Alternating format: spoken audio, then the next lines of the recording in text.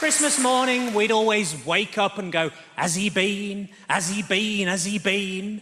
Because we knew Dad wouldn't put the presents out until after he'd had a shit.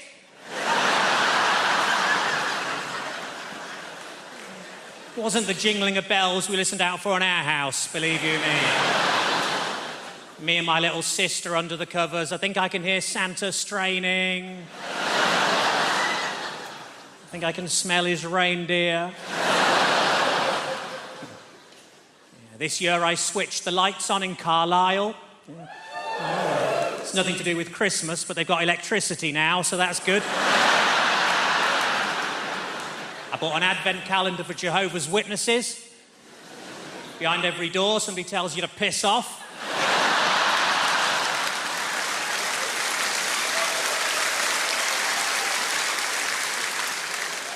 I bought a Travelodge advent calendar.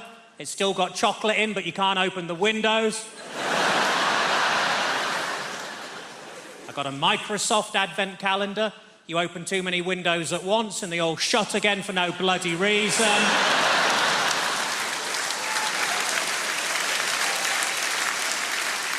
I took a poll recently and 100% of people were quite annoyed that their tent had fallen down.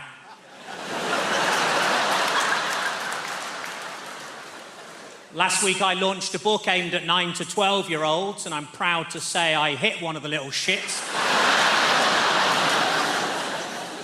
I remember one time the teacher asked me for a word with 4 eyes, and I said, Mississippi. He said, no, I mean, I want to have a word, you specky twat.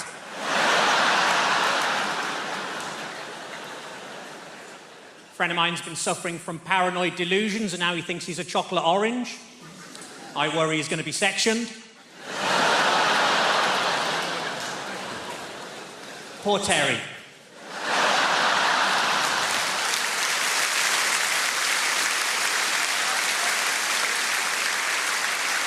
I used to be a fortune teller, but all he ever predicted was really cold winters. Turned out the crystal ball shop had sold me a snow globe.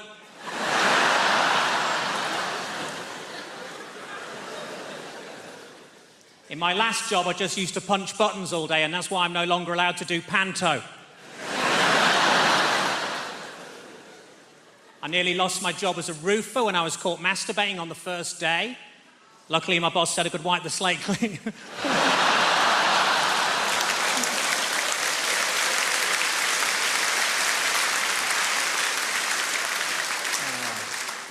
New Year's a time for getting healthier, isn't it? You know.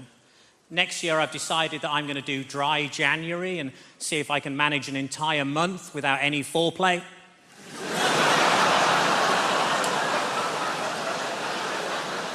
My golf instructor said I need to work on my follow-through. I said, is it my swing? He said, no, you've got shit down the back of your trousers.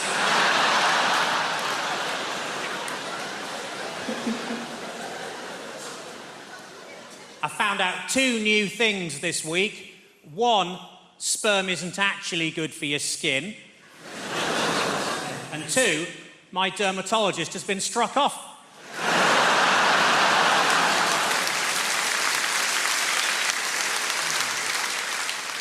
My dad's been suffering from seizures. So far, they've taken his car, his house, and his boat.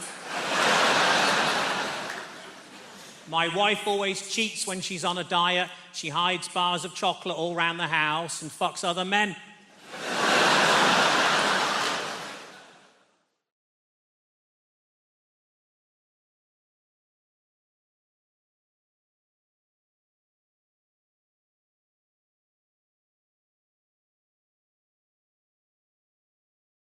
They know their wildlife over there in Australia, unbelievable. They have koala bears over there. They've so many of them, they've actually trained them to work in the cities. And get your guess, right? What job do you think koala bears do in Sydney at the moment? What job are they trained to do? Give me a guess.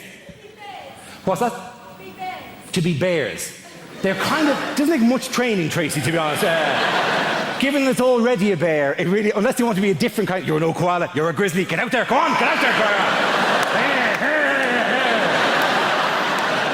Give me another guess. What do they train them to do? Koala bears. Cuddle is glorious. What a beautiful idea. They train them to work as professional cuddles. That's a fabulous idea. All over Sydney, there'll just be podiums sitting there with a koala on it, and you can walk up and go, I'm a bit down at the moment.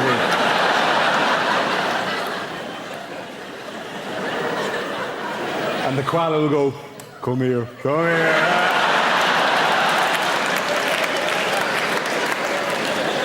All right, now you shouldn't imagine now. Thanks very much. Brilliant suggestion. Give me one more suggestion. As phone sex operators. They train the koalas to work as phone sex, not actually just as operators, not actually to do the thing, but to go, I'll put you through now. So, well, you sound like you need a bit of loving, do you? Well, there's a very strict woman on line 4. I'll give you that to her, right? Because koalas are very good at that kind of notion like that. Whereas it's actually to talk to the customers. Oh, do you want to see what I'm wearing? I'm all furry and exciting, right? I'm the furriest little koala you've ever seen. I'm slipping out of the fur at the moment. Look at that. Do you like that? That's kind of sick. That's weird. What they actually train, the job they actually train koala bears to do in Sydney is to work as bicycle locks.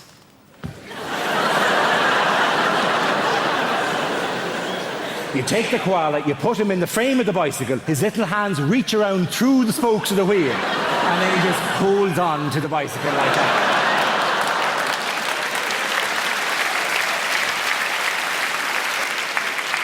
The finest answer I ever received, though, was in a university in Dublin, and I said, what job do they train them to do? And a student there went, is it guides for the blind?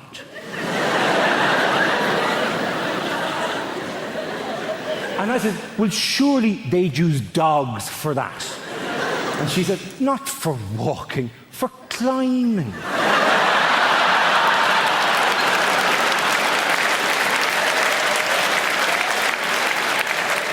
It's a glorious notion. The dog would walk the blind person to the foot of the tree, at which point control would be handed over to the koala bear, who would then walk the blind person up past difficult clumps of branches and whatnot, till they got to the top, where presumably it would then describe the view to the blind person.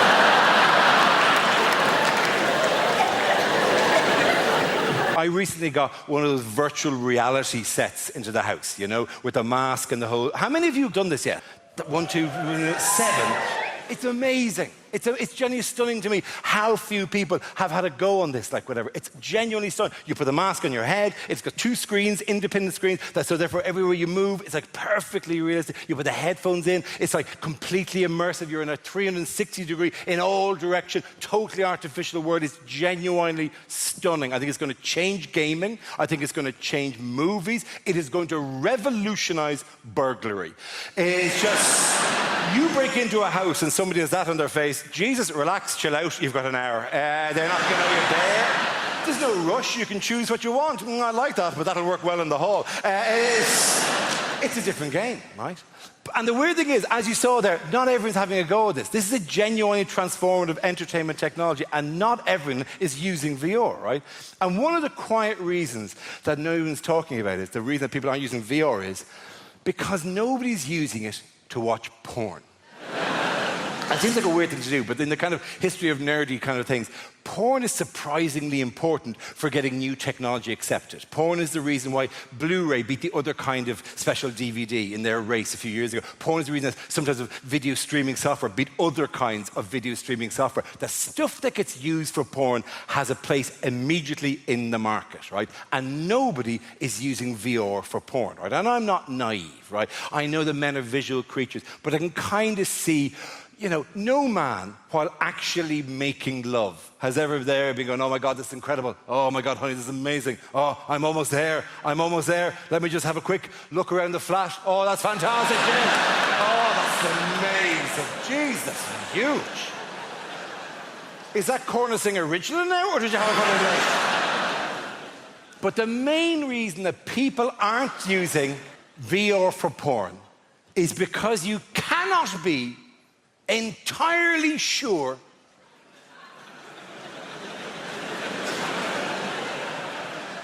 that she's out for the afternoon.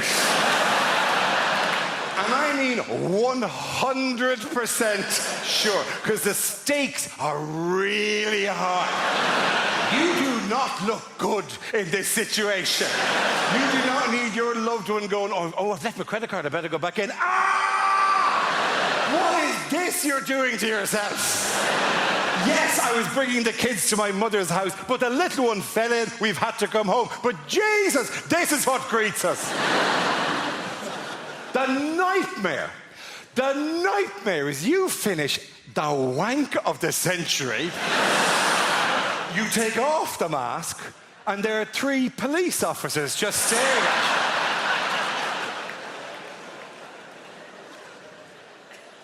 you. Going, do you have no idea what's been happening for the last while? Somebody broke into your house. They were spotted, we were called, there's been a standoff. You've been a hostage for 45 minutes.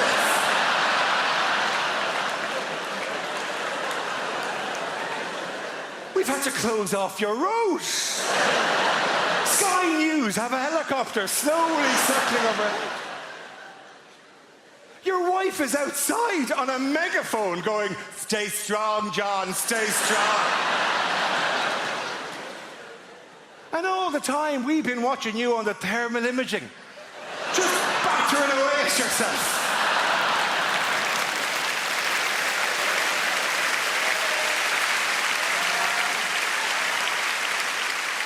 You know, when you're in love with somebody, you rarely see them at work. You rarely see them doing the thing that they do and you can't. It's extremely attractive. Go follow your partner someday to work. If they're having an affair, it'll be a hideous conclusion. But just watch them doing the thing. It's really cool because you can't do it, they can. You go, I fucking look, you're fantastic, you're glorious. Particularly when they're saving a life. Jesus, you're there going, oh, you're beautiful, I love you, and you're making me look good right now. Yeah, she's my girlfriend. Look at her, she's glorious. Yeah? She's saving her life. Trophy bird, right?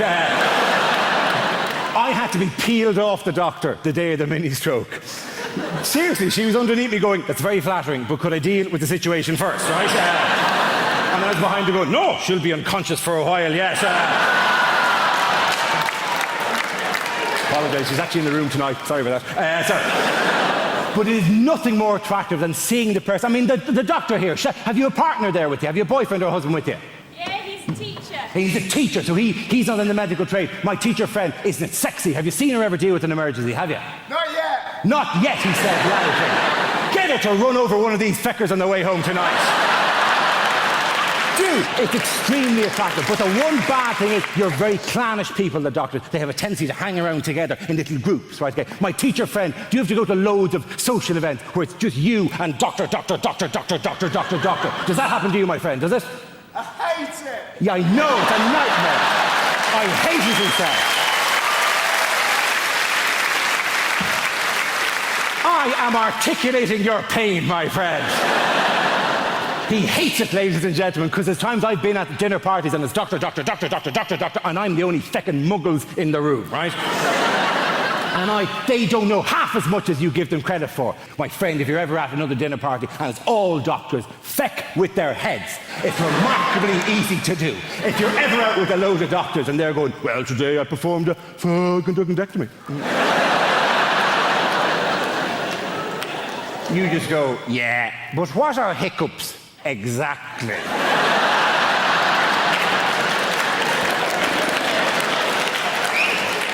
There's many competing theories at the moment. And then you go, why, if you stay in bed longer, do you feel more tired?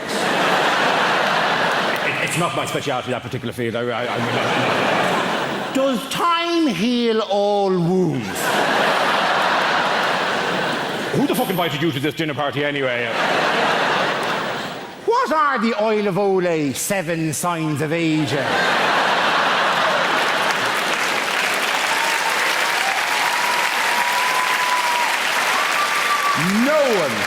No one actually knows what the oil of Olay 7 signs of aging are, right? Apparently they start with little lines around the eyes and finish with a woman sitting on a stairs with a bottle of gin going, I have them the best years of my life! And it takes a feckin' hell of a cream to get rid of that, let me tell you. Doctor, one final question. Doctor at the back there, my surgeon friend, liver and pancreas, answer me this. What are hiccups exactly? Diaphragmatic irritation. A diaphragmatic irritation. Good woman yourself. Very good. Let the punters at home note, she said, diaphragmatic irritation, which is right. I also would have accepted any arrhythmic irritation of the phrenic nerve.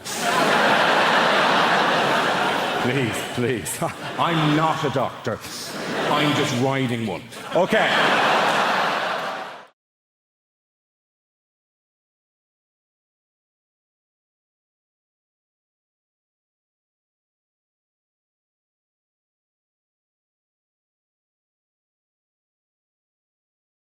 Do you love London? I love London. I feel like London is created by the people, right? Who are just crazy and sexy and ambitious. I got into an Uber the other day, not bragging, and I got into an Uber and the driver, he said, would you like to have the radio on? And I was like, I don't mind, it's up to you. And then he said, well, actually, I make my own music. Do you mind if I put some of that on? No, I don't. And then he put on Drake's new album. I wonder how often it works. I wonder how often there's a middle-aged white woman thinking, oh, well, he looks like Aladdin and he sounds like confidence personified. Pull over and jump in the back, Nikolai. I'm having a good life. I have recently started doing yoga, which has just changed... Yes, woo for the yoga over there. Are you a team? I'm new to it. I love it. Yoga has changed my life. It's brilliant. Yoga is my new drug. My old drug was drugs. Which I'm not going to say anything positive about because it would be incredibly irresponsible. I'm not going to say anything positive about drug taking. What I will say is I didn't take MDMA until I was 32, and it was such a relief to know I could be happy. Just see the equipment's broken. But yoga is nearly as good, and there's no downsides. It's given me a whole new language. My favourite new word is namaste. Yeah, it's a very old word, it's very sacred, and it means the yoga has finished now. And then you're allowed to leave. I think that the key to being happy as you get older is self-acceptance. Like, I have to accept things about myself now. Like, I'm 36, I thought I would have children by now, and I don't. In an ideal world, what I wanted to self-fertilise. I wanted to have children that were exactly my genetics so that I could show them to my parents and go, see, it was my childhood, they're fine. Science can't do that yet. And then I had a crazy day last month where I just thought, I'm just going to buy some sperm. I'm just going to buy some sperm off the internet. I've got a good job. I'm just going to buy some sperm. Guys, sperm is so much more expensive than I thought it was going to be. It is tens of thousands of pounds. We are all wasting a valuable resource. 17-year-old me would have been a millionaire if I'd learned how to catch it and chuck it in the freezer. It's a shock. I do think self-acceptance is the key. Like, there's things about myself I don't like, but I just have to accept now that they're not going to change. This is who I am. Like, so for instance, I don't like art. I think art is rubbish. I think lots of people think art is rubbish, but we're too worried of looking stupid, so we go along with it. I think that the worst art form is theatre. Right, okay, I can sense how unpopular this opinion is. Hear me out. I think theatre is diabolical. Look, I do, look, and also, I'm aware, if you are a performer of some kind, if you're an actor, look, please don't be offended. I don't mean being in the play. Obviously, if you're the person in the play that gets to put a wig on and walk up and down and move your arms and project your voice, saying things like, I think you'll find you're contradicting yourself, Alan. Fun. Having to watch it. Dear Christ. I can't concentrate. I can't lose myself in the story. I know that it's not real because I'm surrounded by people eating crisps. And they don't let you look at your phone. So all you're thinking is, well, how long has it been? It's lovely to be here. I've come all the way from Brighton. Just in case you're wondering what this haircut is about. Might be a new face for some of you people. Don't panic, the BBC invited me here because they needed a beige lesbian. So I'm just here to tick some boxes. Not your box, madam, just... Just a metaphorical box. I'm half Spanish, that's what's happening there. I've got a Spanish mum, and she lives here in the UK. It's all very legal.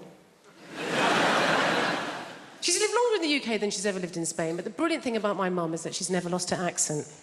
She talks very, very quickly. She talks lots of words she cannot pronounce. Lots of words she cannot pronounce, huh? My favourite word that my mum's never been able to pronounce is my brother's name. It's not even a difficult name, his name's Stephen. I don't know if you've noticed this, Spanish people, any word that begins with the letter S, they struggle, right? So my mum doesn't call him Stephen, she calls him Steven.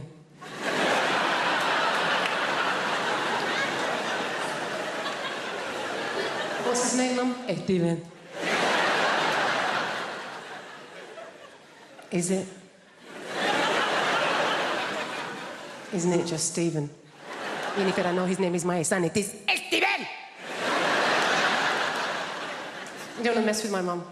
She's not like British people here in this country. We can be quite passive-aggressive, can't we? She's just very aggressive woman. I don't know how... My mum's never really coped in this country, and I think it's because, like a lot of Mediterranean people, she's quite loud, yeah? She's got one volume. It's like this. Hello! How are you?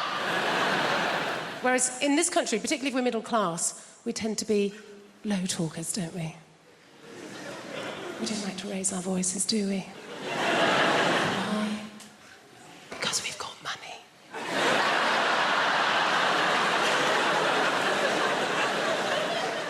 And we just assume that if you are raising your voice, well, you're probably poor. Or worse, foreign. Great thing about having a Mediterranean mum is they feed you. Oh, my God. She's always feeding. That's her way of showing that she loves her children, is to feed us. You know, I can remember going around friends' houses, you know, like English mums. Go round an English mum's house and the conversation with mum's more like this. I think you've had enough. My mum will feed you till you puke. Anything could be going on in my life and my mum will relate it back to a meal that she's cooked. Do you know what I mean? Like, so good or bad, particularly if I'm depressed. If I phone up my mum and I've had a terrible day, yeah? I phone up my mum, conversation always goes like this. Oh, Jennifer, my God, I'm so sorry to hear that you're having a hard time right now. But you know what? Don't worry, okay? I made a soup. Come home. You sound hungry. I made a chicken curry, made a lamb tagine, made a casserole, Jennifer. I made some tortillas, some paella, some curry, Jennifer. You love curry, maybe some meatballs, some pork ball, beef ball, aniseed ball, banana ball. You're a lesbian. You don't eat enough balls. Please, come home. Eat my balls. There's other younger people in the room, right? You know what I mean. You have only ever known a time in your life when you're trying not to get pregnant or trying not to get somebody else pregnant. And I don't want to blow my own trumpet, but on both accounts, I fucking smashed it. I think it comes down to skill set at the end of the day, doesn't it? People are just good at different things. Some people are good at the violin. Some people are good at parallel parking. I was very good at taking the pill. Every day, every day, every day. Honestly, I used to think I was so good at taking the pill, I deserved a reward. Arguably, there was a reward. It was the reward of not having to watch Peppa Pig or cleaning up another human's shit. Tell you what I don't understand, right, is women who are on the pill and forget to take it. Don't get that. Because don't get me wrong, I forget things. I forget my keys, my wallet, the fact I'm married. Sure! But forgetting to take something that can prevent you from creating a human that could one day say, turn the machines off, is what she would have wanted.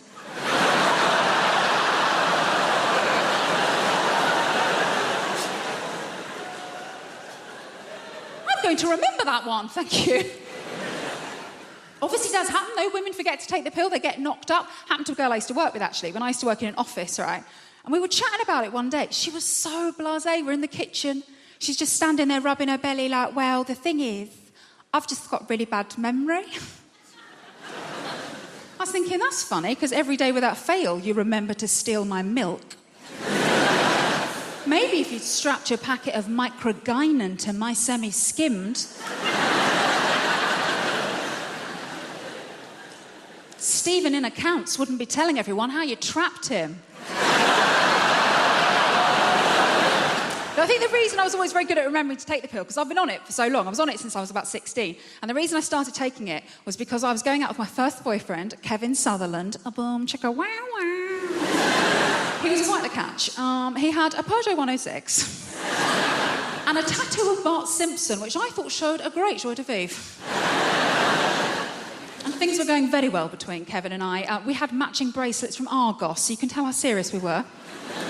And we'd agreed that we were going to do it for the first time, right? So I was like, right, I'll put myself on the pill because my first time is going to be really special. My first time is going to be just like in the movies.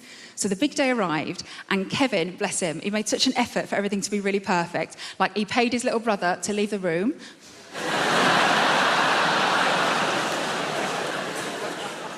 To this day, the most romantic thing a man has ever done for me.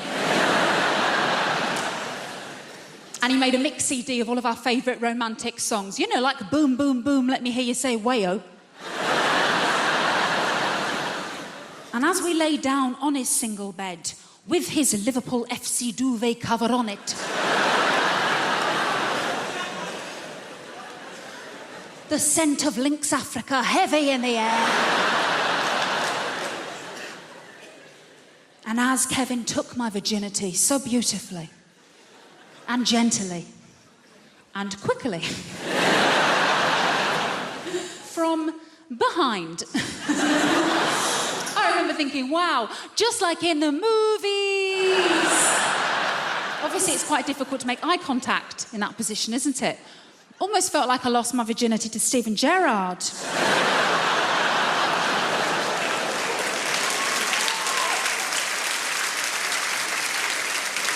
I'll never walk alone. I never will. And this is what I'm talking about, the assumption that if you're in a place like that, you obviously are the help. Okay, example 2, that's it, white people. One more example, and then we're moving on, right? I'm on tour in the UK. I'm going up to Leeds. All my team was already up in Leeds setting up the theatre. I'm travelling with my tour manager and best friend, Lila, also a black woman. So I go, you know what? That's Lila. I go, you know what, Lila? Let's not drive. It's a long drive. Let's get a train and go up in comfort. So we rush down to the train station. I buy us 2 first-class tickets. There's a train leaving, so we jump on the train takes off. And we're walking through the train towards the first-class carriage. We walk into the first-class carriage. This white woman is sitting at a table. She looks up, she sees us, and at the top of her voice, she shouts, this is first class! Now Lila goes, what the fuck did you say? And I hold Lila, no, Lila, no. I just grab her by her collar, no, Lila, no. No, Lila, no, Lila, no. Watch me humiliate this bitch just with my mouth. Come back.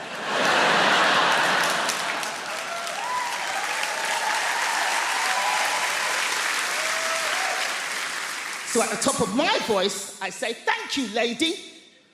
But what was it about us that made you assume that we didn't belong in the first-class carriage? She starts to fumble. Everybody on the train just kind of leans out from behind their seats.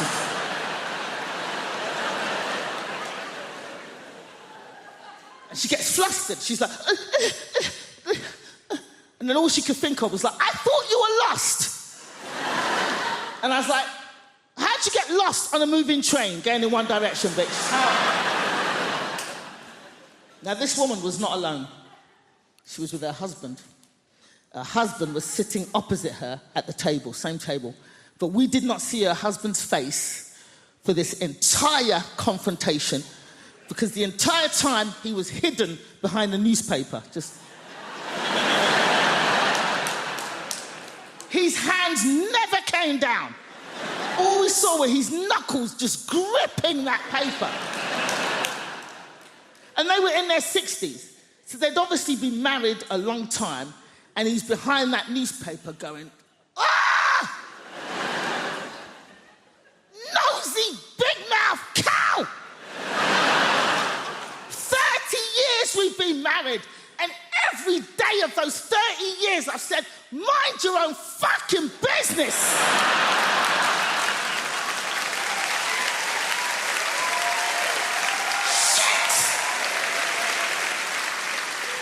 And now we're both gonna get beaten up by these two black boys.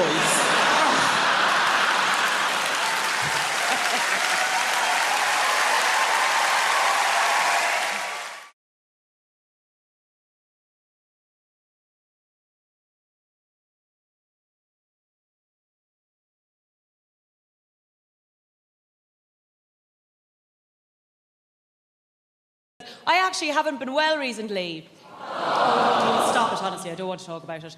But if you insist. I really haven't, though, so that's why I'm delighted to get here today. I was rushed to A&E recently with terrible abdominal problems. Just hideous pains all up and down my tummy and around my sides. And I was rushed to A&E. And for about 3 hours, I thought, and anyone here who ever read a magazine as a teenager will know what I mean, especially the girls. I thought that I was about to have a surprise baby. Do you know the way there's those stories in the magazine going, well, everything was normal, nothing was different, everything was regular. Well, then I went to the toilet and I looked in the toilet and there was a baby in the toilet. And I had a surprise baby. There was always that, and that's when I thought it was. But you'll be happy to know that actually it was, I'm bringing sexy back, a gut infection. A gut infection. But the worst part of the whole situation was that the doctor in A&E was really, really handsome. And I think doctors who are handsome should be struck off. I really do. I wanted someone with a sort of mashed potato head that I could feel at one with. But instead, this man was really handsome. He said to me, what seems to be the problem? And I was like, well, doctor, my problem is that I'm too cute. Cheers me.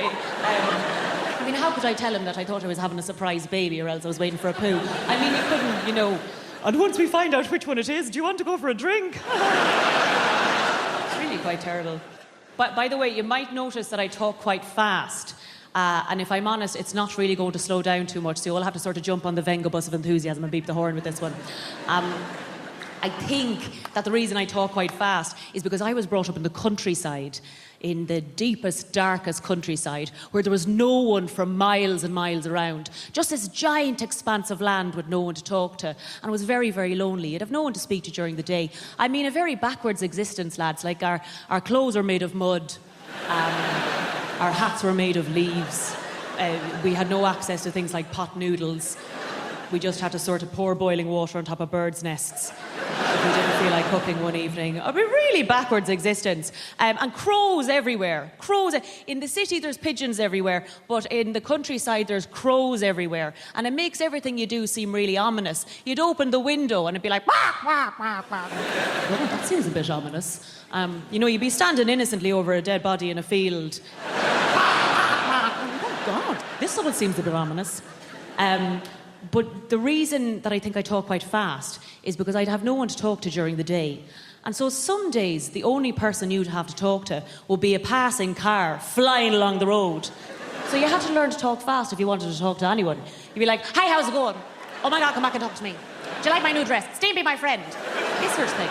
Some days you'd be waiting for a tractor to come along, because you get more time out of a tractor, you see. You get to talk to them for longer. You'd be like, hi, how's it going? Do you like Sesame Street? I like Sesame Street. Oh, you do like Sesame Street? Sometimes I think Big Bird might not be a big bird, but he might just be a man in a suit. I know it sounds bad, but I have my suspicions. Goodbye, come back.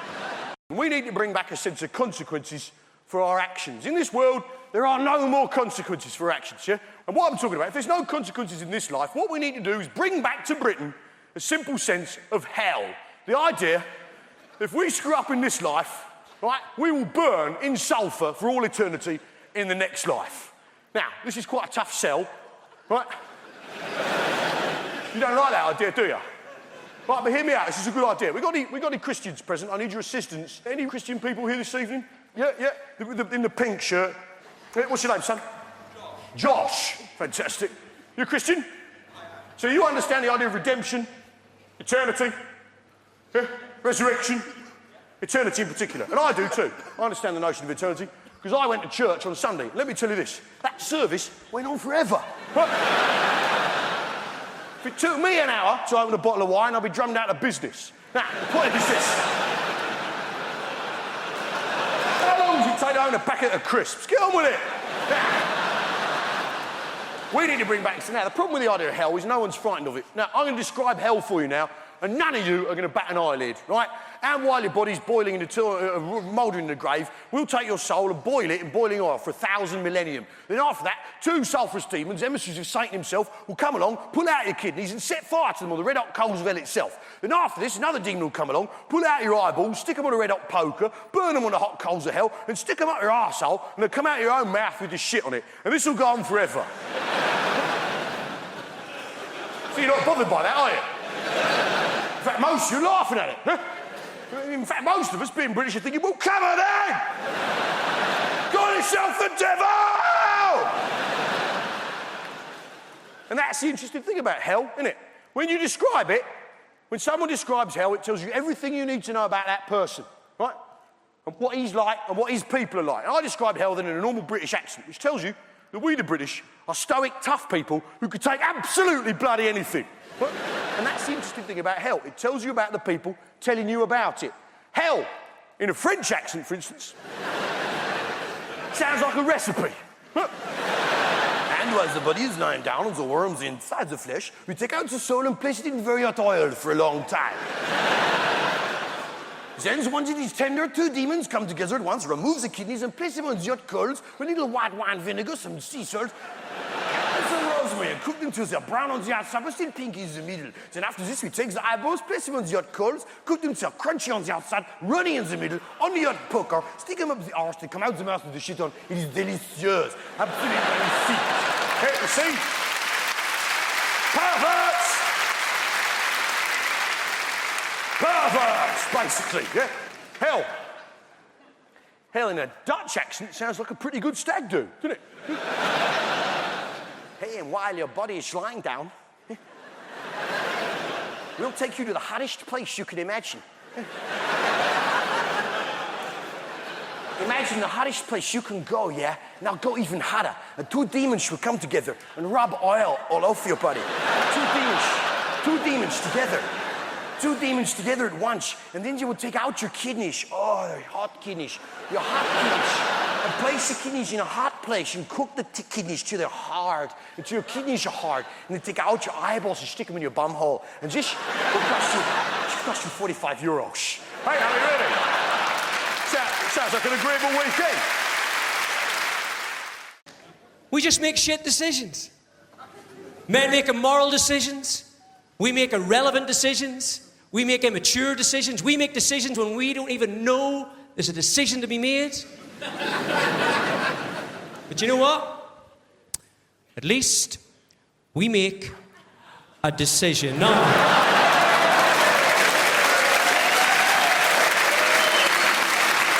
Yeah. Let's try this one on with the class, will we, eh? Look at all the couples sitting there now. Look, you listen to him. You listen to him. I went to see Patrick Healy the other night. Was he funny? No, but he was true. Is it just me? Am I an indecision magnet? Eh? Honestly, I can get all sorts of women. Can I get a woman who will make a decision? I'm not talking big decisions. I'm not talking should I murder your man, move to Australia. I'm talking everyday decisions. What do you want to do tonight? No, I don't know. What do you want to do? Well, I don't know, we go for a takeaway, or we could get a movie, or go for a meal. What do you want to do? No, I don't know. What do you want to do? So you go to the restaurant, the sommelier comes over, would serve like red, would serve like white. Oh, God, I don't know, maybe the red, but then the red stains my teeth. Maybe the white, but hang on, are you having the fish? Because if you're having the fish, then you should have the white and I'll have a little sip. Oh, I don't know, I'm really not sure. Just the red, please, yeah. Save yourself, go for it, I have to live with this, okay? Gets to the starter. Oh, I don't know, maybe the duck or the prawns, or the duck and the prawns. Hang on, am I allergic to the duck? No, did Jill like the prawns? Oh, I don't know, I'm not sure, I don't know. If you were me, what would you have? You by the fucking throat, that's what I have! Girls, have you any idea how difficult it is for a man to sit in a restaurant look across at the woman he loves and think to himself, if I marry this woman, she's going to want to decide the name of my firstborn child. If I marry this woman and I'm unfaithful, she's going to decide whether to keep me in the house or make me leave and keep half my stuff. If I'm involved in a terrible accident and I'm on a life support machine, she's going to decide whether to keep me alive or turn me off. And I'm looking at her and she can't even make her mind up between the chocolate cake and the sticky toffee pudding. And do you know the worst thing about this? I'm looking at a couples. I'm looking at a couples now who women should now be turning to the men and going, oh my God, would I turn it off? Would I keep it on? Would I turn it off? Would I keep it on? And the only thing going through your minds, girls, chocolate cake, toffee pudding. Oh, it's a toughie, Paddy, it's a toughie. Ooh. Is the cake hot? To be honest with you, I'm bisexual, but during lockdown, I'll admit, I was strategically gay. I think that was the only way to go. When dating became such that you had to meet strangers in parks, and also you had to believe the other person when they said they washed their hands. I'm not doing that with men. I also think that ultimately, if you are bi, I don't really know why anybody would be choosing men. Yeah? No offense, it's just that we smell better and you're violent. So...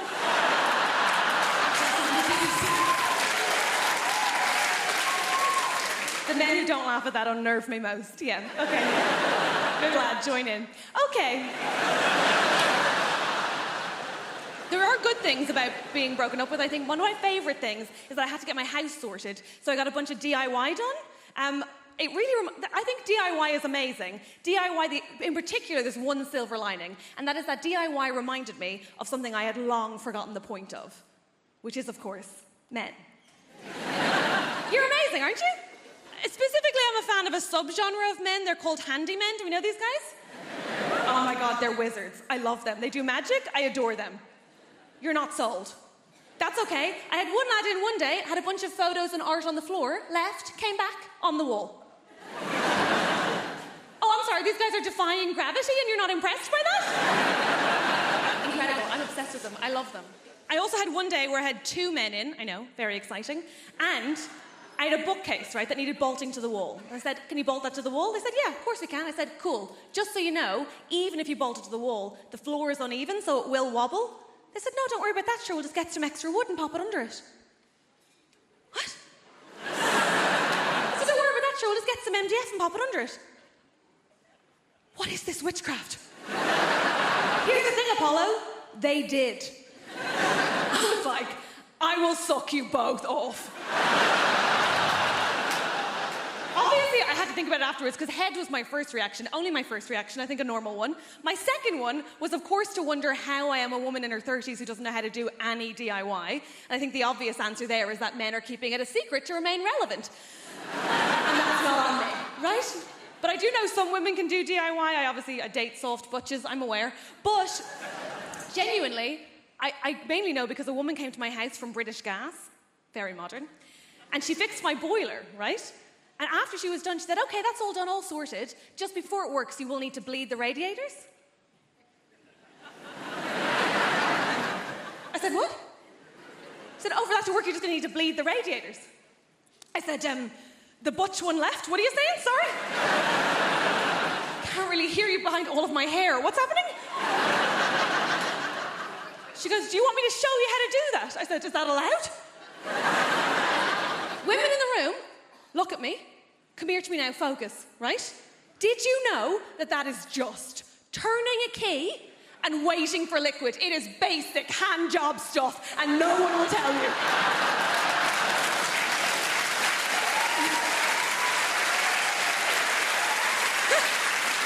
Here's the thing. Every man in my life has acted like that as a state secret, right? This man's furious, I'm telling you. You now have all the information you need. You're free, run. My dad bleeds the radiator in such a way that I thought he used his own dick. I thought there was actual blood involved. He'll go off with a bunch of tissues being like, I will do it, do not look, I will do it. And Anyway, she fixed my boiler, so I was like, I will eat you out. They all said no. I had to pay both times. It's hard out there. I'm used to my appearance provoking the full spectrum of facial reactions everywhere I show up, and you absolutely did not let me down. You were delighted, weren't you? You gave me some wonderful face when I came up here. You looked at me like your mother-in-law just cancelled dinner. I've been lucky enough to travel, and I'll never forget my first trip to Australia. I went to a place called Perth. I got off the plane. First person that saw me said the following. Hey, mate! Hey, mate! Why is Freddie Mercury wearing a kimono?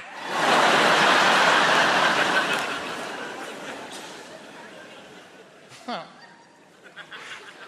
Hey, mate, why is Freddie Mercury wearing a kimono? Now, this man opened the interaction with the words, hey, mate, our eyes met, right? I was the mate, case closed. Then he said, why is Freddie Mercury wearing a kimono? I looked around, there was nobody else there.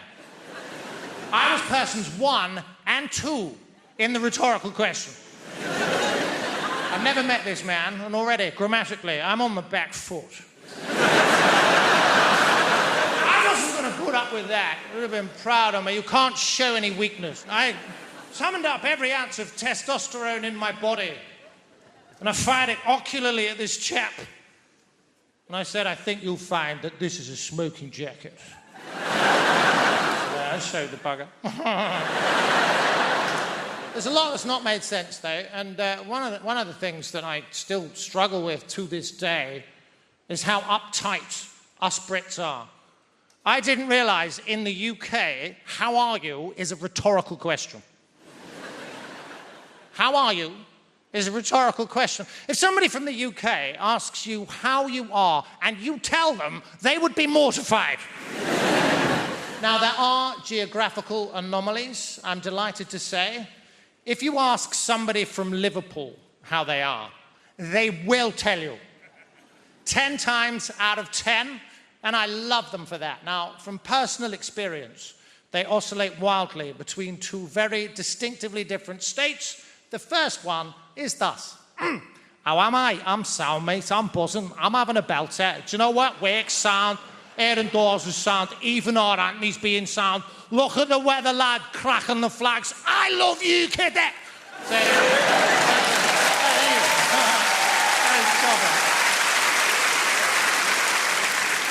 Apologies for the accent, by the way. I have the ability to blend in seamlessly with my environment wherever I go. I feel an energy, I match it, we become almost indistinguishable. Silly. Now, that's the first state. Now, the second state of Scouse being is rather different, and it is as follows. I'm fuming, lad. Oh, don't you start, lad. I am fuming here, mate.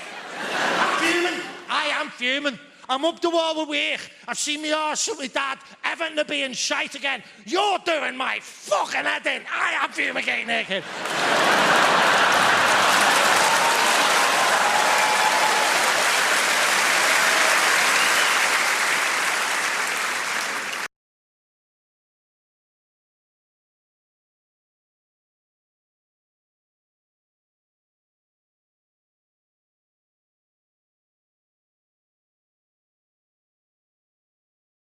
Where are my Londoners at? I've lived in London 15 years. 15 years I've been in London. What a fantastic place. When I first moved to London, I moved to South London. My friend said to me, be careful, mate. In South London, bruv, yeah? They'll fuck you up, yeah, South London, you know what I mean? Yeah. But I'll move to Richmond, and they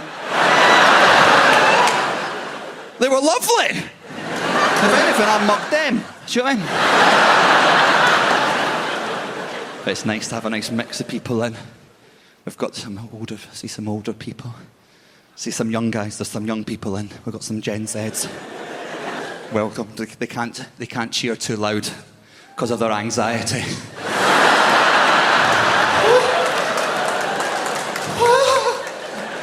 I'm triggered. I'm going to hide. They're good people.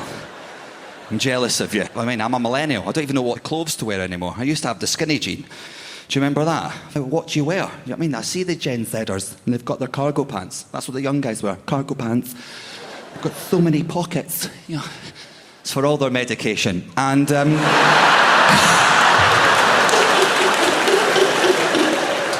as a millennial, I'm like, phone, wallet, keys. They're like anxiety, ADHD, house keys, can't afford them, antidepressants. No, but I get it. Like, I'm not taking the mick. Like, young people in this room, of course you've got anxiety. Do you know what I mean? You've got legitimate things to be anxious about. You're young people. You know, I'm a millennial. I've got anxieties as well. They're not as big, but hey, my feelings are valid, okay? Check your privilege at the door. Thank you very much. Yes, Gen Zers are anxious about by the age of 40. They're all going to have to swim to work due to global warming. We get it. I've got to go to the dentist every now and again, okay? Yeah, the dentist. I can't go. I'm too anxious about it. I'm not scared of drills or any of that. I just can't be left in a room on my own with a man as I get slowly reclined into the therapy position and then lie to him about how much sugar I've had.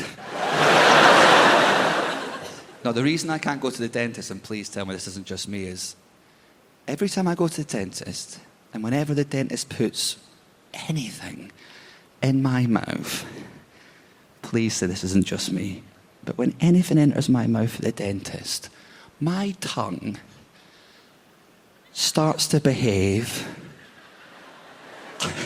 like a professional porn star. What the... Trying to deep throat his drill. Like I'm possessed. Your mother sucks cocks in hell.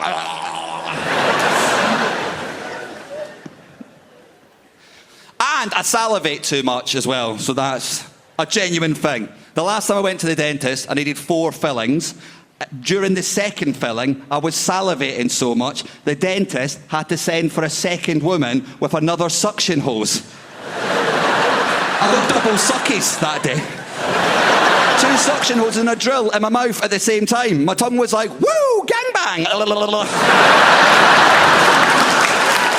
American consumerism is based on just taking out late-night ads and pretending that you're mentally deficient. Just screaming at the top of your voice. Come on down to Wally's World of Mortgages. That's right, we've got mortgages. I'm crazy. The boss left with the keys. I'm by the safe. I don't even work here. We're going to give you a mortgage. Even if you never heard of the word mortgage, come on down here, we're going to give you one.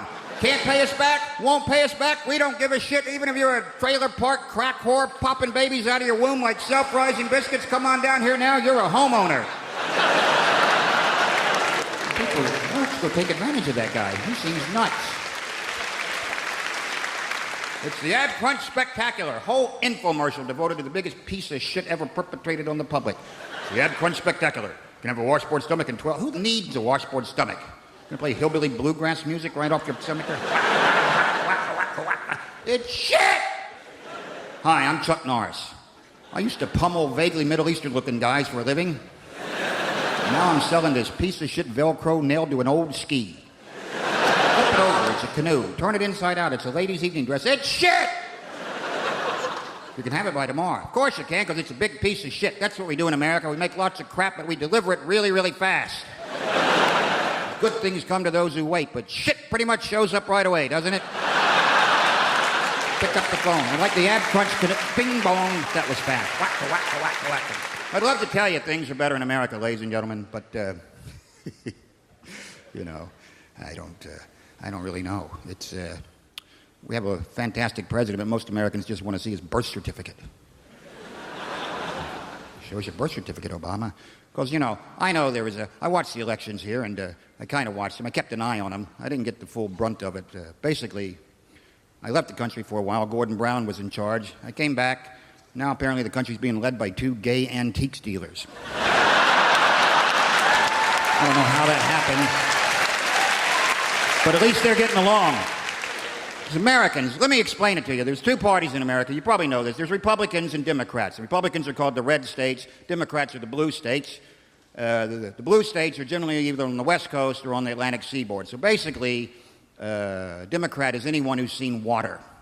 So if you go to America, find a Republican and take him to the beach.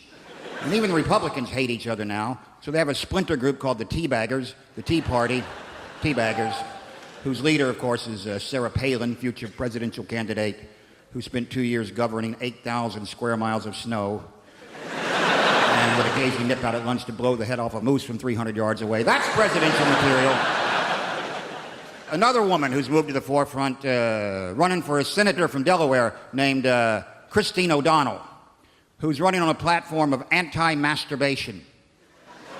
She actually wants to make masturbation illegal. I give that law 6 minutes. Because the Bible says it's wrong. These are her exact words. Well, if my husband has figured out how to please himself, why am I in the picture? I got news for you. You're not. No man ever whacked one out of the ballpark thinking of his wife, ladies and gentlemen. You'd be thinking of anything. You'd be thinking of a 300-pound Bavarian milkmaid strapped over a barrel, or you banger with a kayak paddle wearing a Burger King paper crown and making her call you Mr. King Big Daddy Spanky Bottom. As you're about to shoot a ropey parabola of man jizz onto her ham-hock buttocks, David Hasselhoff walks in dressed as a Luftwaffe pilot and says you've got a tax refund coming. And if that's wrong, I don't want to be right. Tell me, does anyone here own a cat? Your houses stink.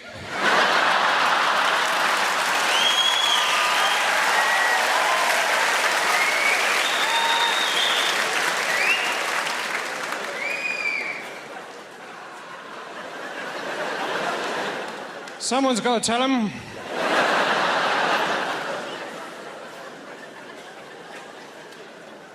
Some people like cats, some people don't. I was reading the other day, apparently the Pope, he's a cataholic.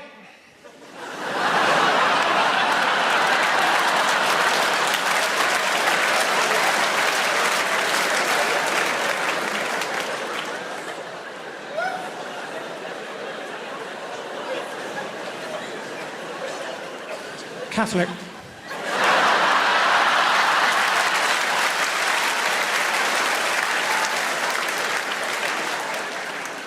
I've had an interesting job recently. I pretended to be a Spanish dentist.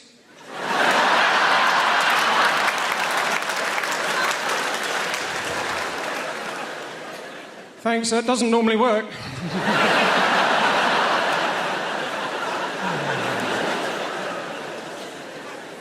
They said about me that I was too immature to be a father, but when I saw the first few seconds of my son's life, I thought to myself, he's naked.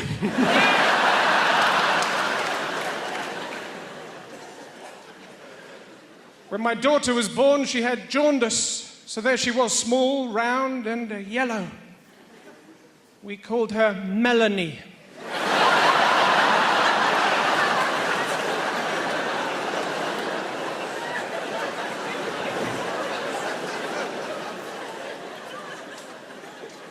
My parents came up last weekend because I keep them in the cellar.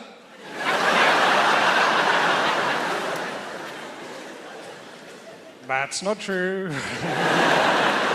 I don't know who they are.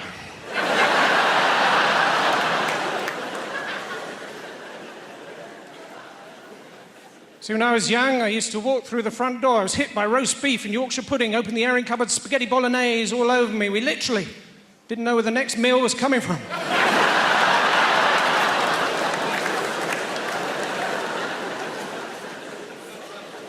My grandparents, their names are Pearl and Dean. Of course, we just know them as Gran and Grandpapa, Papa, Papa, Papa, Papa.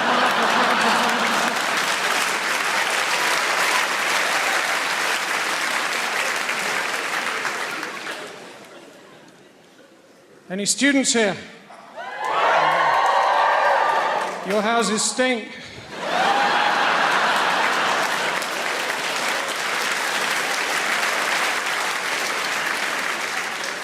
Someone's got to tell him.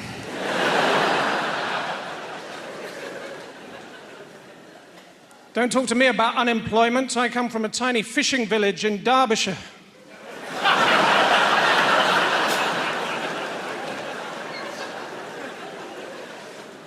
I work...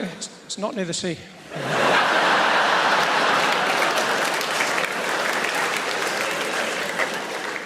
I was in France a couple of years ago. Had to stop to use the loo at a little service station by the road. I knew it wasn't going to be a 5-star experience from the moment I walked in there. The lady in the kiosk was eating a pig's trotter with her one remaining tooth. Watching a chipmunk try to eat a piece of corn on the cob. I approached her, and of course, as a proud Remainer, I said to her in my best French,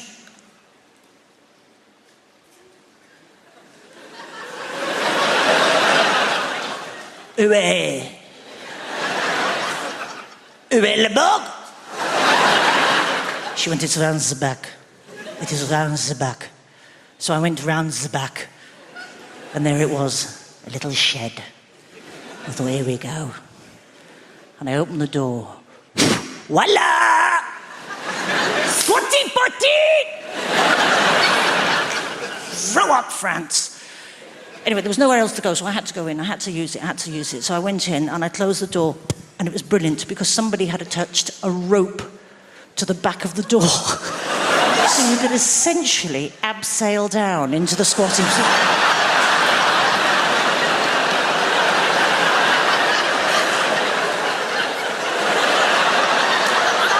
It's a Centre Parks activity right there, isn't it? You pay for that. Bungee jump, brilliant.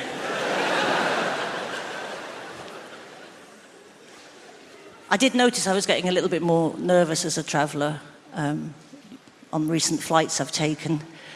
In your 20s, you don't care, do you? Like that, I'll live forever. I'll live forever, me. I'm going to live forever. As you get older, you start to really pay attention to the safety announcements on planes. It becomes more urgent. You're more aware of your own mortality. You know, they'll start the announcement. I will definitely pay attention, absolutely pay attention. The glasses go on, the headphones come off. Book goes down, notebook comes up. I'm like, oh. Last flight I was on, it got to that point, we've all heard it 1,000 times. We've all heard it 1,000 times. Put the little life jacket on, right?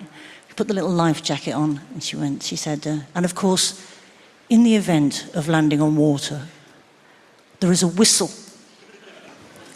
to attract attention. In the event of landing on water, there is a whistle. A whistle to attract attention. Now, I think for the first time in my life, I really took in that whistle.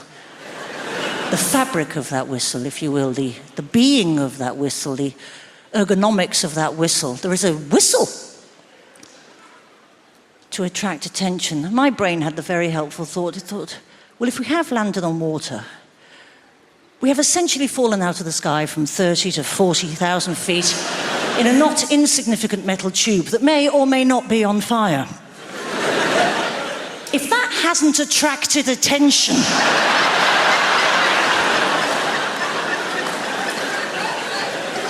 if everybody in the surrounding area has managed not to notice, and you are then reliant on... I got this.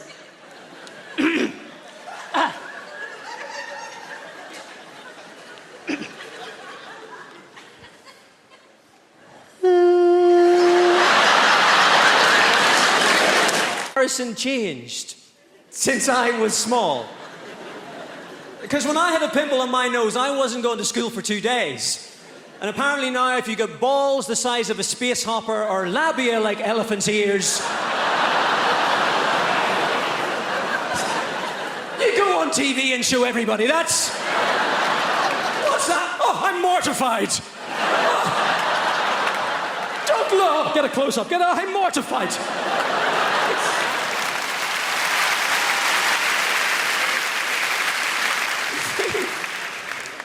We've basically lost our sense of collective shame. That's kind of what's happened, isn't it?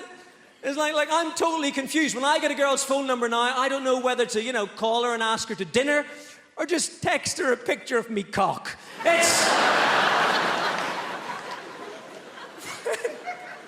When did that become a chat-up line? That's what I want to know. Right? The day that a man had the technical ability to send a picture of his penis to another woman, That's the day romance died for me. It really is.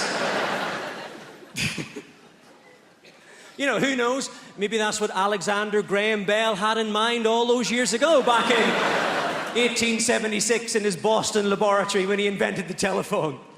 Alexander, to be able to speak to another person by means of an electrical cable in another room is the future. No.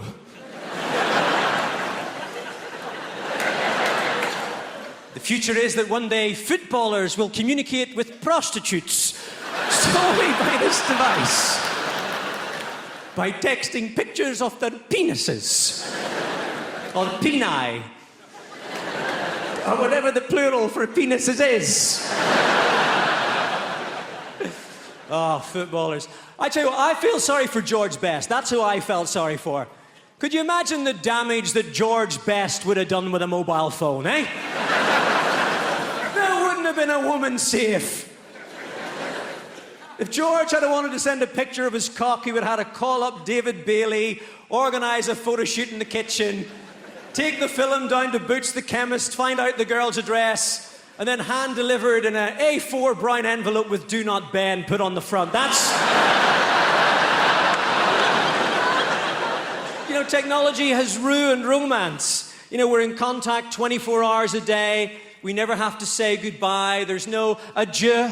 There's no farewell. There's no when will I see you again. All the love songs have been ruined. I'm leaving on a jet plane. Don't know when I'll be back again, but I'll Skype you. It doesn't work. No one hears it through the grapevine anymore. I bet you're wondering how I knew. Well, actually, I updated my Facebook status. So,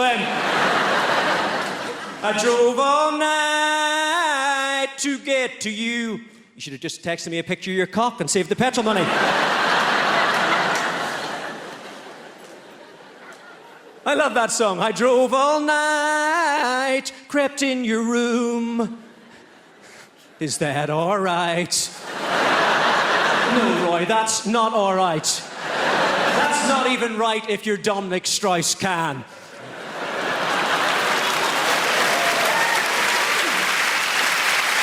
I went out recently on a shopping expedition to buy 1 carrot. Right, that was all I wanted, a single carrot. My wife was cooking.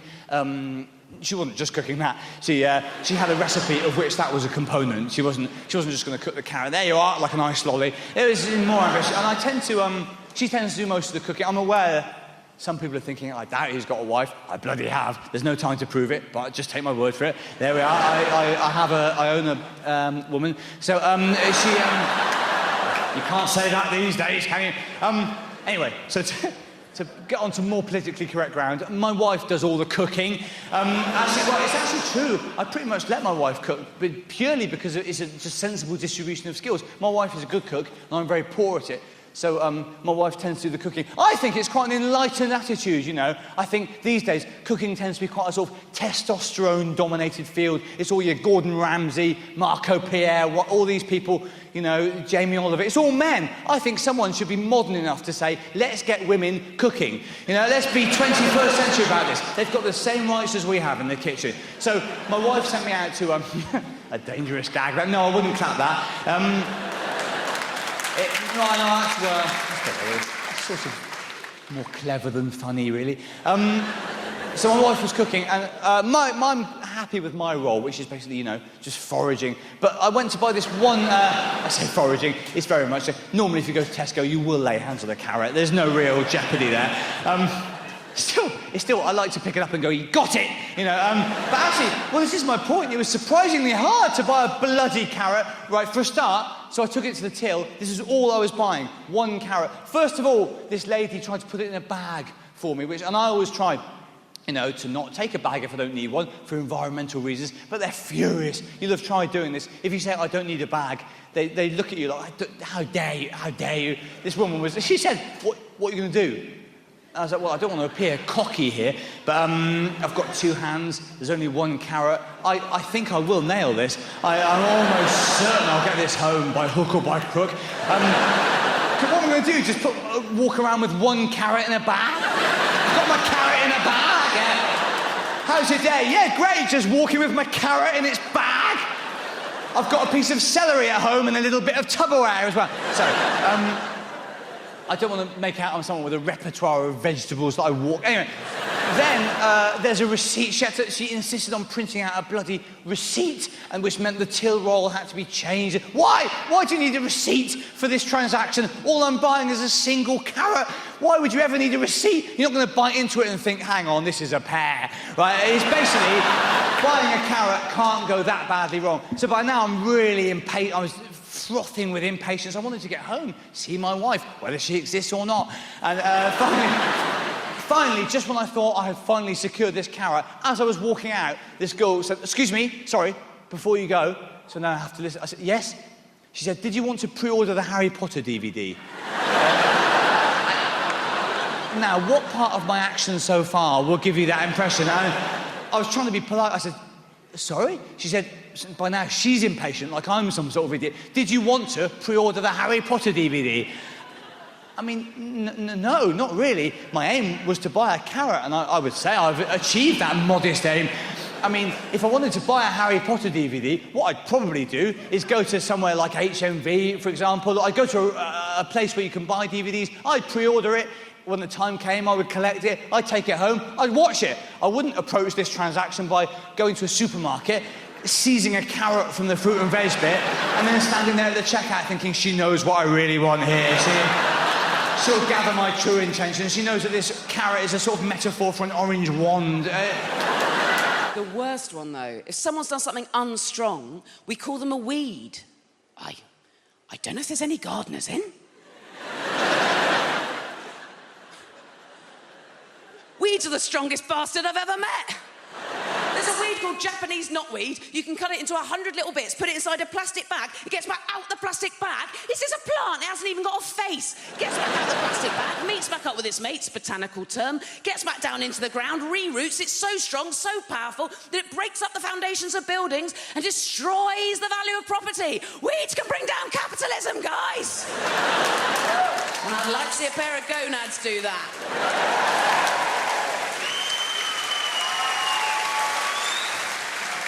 I have got no idea if my attempts to gentlify my son are having any impact whatsoever. I have no idea. I've seen one inkling, ever. He was playing with a couple of dinosaurs. He didn't know that I was watching. They were fighting. All his play is violent and fighting. But as the dinosaurs were fighting, I saw this. They were going, rah, rah, rah, rah. And at the end of the fight, they went, goodbye, darling, goodbye. Yes, I did that. But the rest of the time, he's a nightmare. I'm so honest in my comedy about what a handful my son is. I feel like I need to reassure you, like, you know, I do love him. Don't ring anyone. I couldn't love him more. But if anything, that makes it weirder, because you've got this very extreme, very intense love for someone. That makes it more confusing when their behaviour is objectively disgusting. I think it's best summed up in cliches with a 3-year-old, because the cliches are true, so... Genuinely, without a second's thought, I would jump in front of a car for him. But also some days because of him. Because even if you take all of the violence out of the equation, just arguing with somebody that entitled but with no empathy is hard. And usually it starts from the second that you've woken up. I don't know if you've ever even shared a house with a 3-year-old. Normally, when you wake up, their creepy little face is already there. Saying something like, I've had a poo.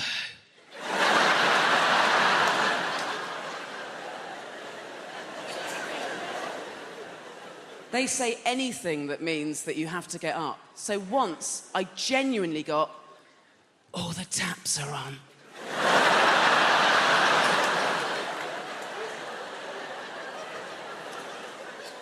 And there was one day in particular that I will never forget because of the relentlessness of it.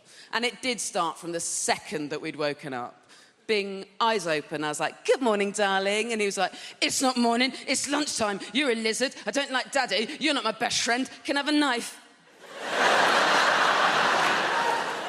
Here we go, come on, come to the kitchen. I don't eat meals anymore, only eat snacks. Can I have a cake, can I have a cake, can I have a cake, can I have a cake, can I have a cake, can I have a cake, can I have a cake right now? That is not how you talk to me. Can I have a cake, please? Now I've got to give you a shitting cake. It's not even 7 a.m.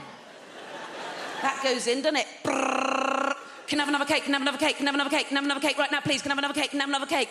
The thing is, darling, what we've got to learn is that sometimes we want a nice thing, and then we get the nice thing, and we have to think, oh, wasn't it nice to have a nice thing? Doesn't mean we instantly have to have another 4. Can I have 4 cakes? Can I have 4 cakes? Can I have 4 cakes? Can I have 4 cakes? Can I have 4 cakes? This went on so relentlessly that after a few hours of it, I, a grown-up, said to a 3-year-old I couldn't love more who asks for knives, and I meant it. I said, do you know what? You can have whatever you want. But I swear to you, he went, I don't want whatever I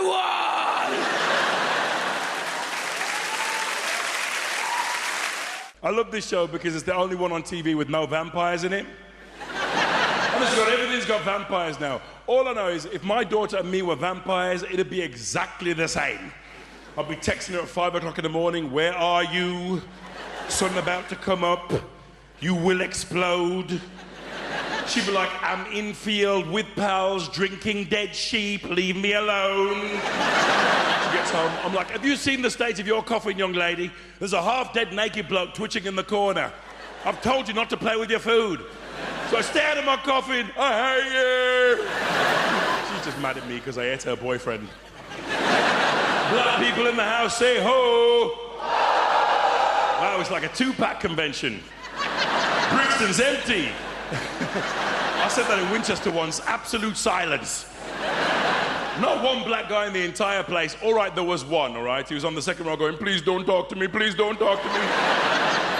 Imagine being the only black guy in Winchester, though. Wouldn't that be fantastic?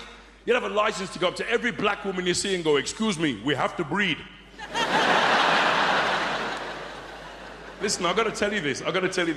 The BNP had a Christmas disco. This is absolutely true. Right? The BNP had a Christmas disco. When the DJ arrived, they all walked out because the DJ was black. The BNP hired a black DJ. Their spokesman said he sounded white on the phone. What, the DJ's got to sound extra black on the phone? Hello, I am the DJ for your Christmas party. My name is King Babatundi Soniade Mandela.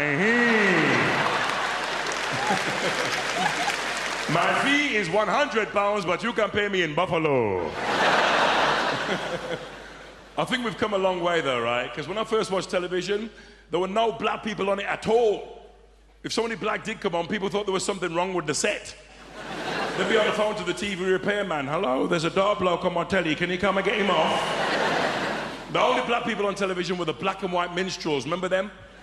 They had black shoe polish all over their faces and these huge white lips. Accurate. My mum would be this close to the screen. Well, it's nice to see some black people on television for a change. But look at them lips. They must be from one of the small islands. I love being a comedian. This is all I can do. Because in my heart, I'm a 16-year-old boy, really, which is great to be a comedian, but not if you're a gynecologist. God, girls, can you imagine me coming into the room? You got your feet in the strips. All right, Mrs. Macon, let's have a bloody hell. I can see everything. Do you want some cider? I couldn't be an airline pilot, you know, because you're on your own in the cockpit.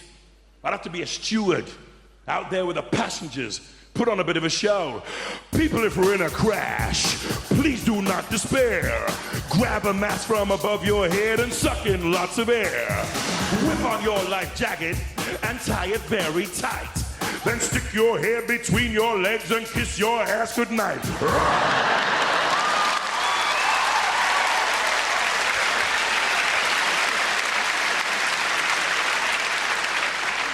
Actually, do you know what? Wouldn't mind being a pilot. Because everyone's life depends on you. So you can get away with anything, can't you? I mean, who's going to argue with that voice that they do, you know? This is your captain speaking. My name's Brian. How much do you earn? Hope you have an enjoyable flight. Our stewardesses are there to help you, and our stewards are there to show we employ gays. I was such a fat kid. My mother used to buy bathing suits with blowholes in them. It was just... But my parents... I don't want to go into my childhood here because it's wrong. My parents hated me, okay? We're all going to hear the story, aren't we? My parents hated me too. My parents, all I ever heard growing up is, why can't you be like your cousin Sheila? Why can't you be like your cousin Sheila? Sheila had died at birth. They just hated me.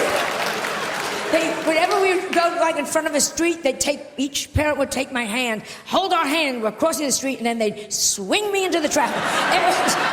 They used to say, take candy from strangers. Ask the funny man in the raincoat, does he own a van? It is just... No, I had a very bad childhood, and that's because, and I'm sure none of you give a damn, but I was the only Jewish kid, this is the absolute truth, growing up in an all-Catholic neighborhood. You know what that's? The Irish people. Only Jewish kid in a Catholic neighborhood. You know what that's like? You were all doing Hail Marys, I was doing Hail Murrays. I mean, it was just... No Christmas tree?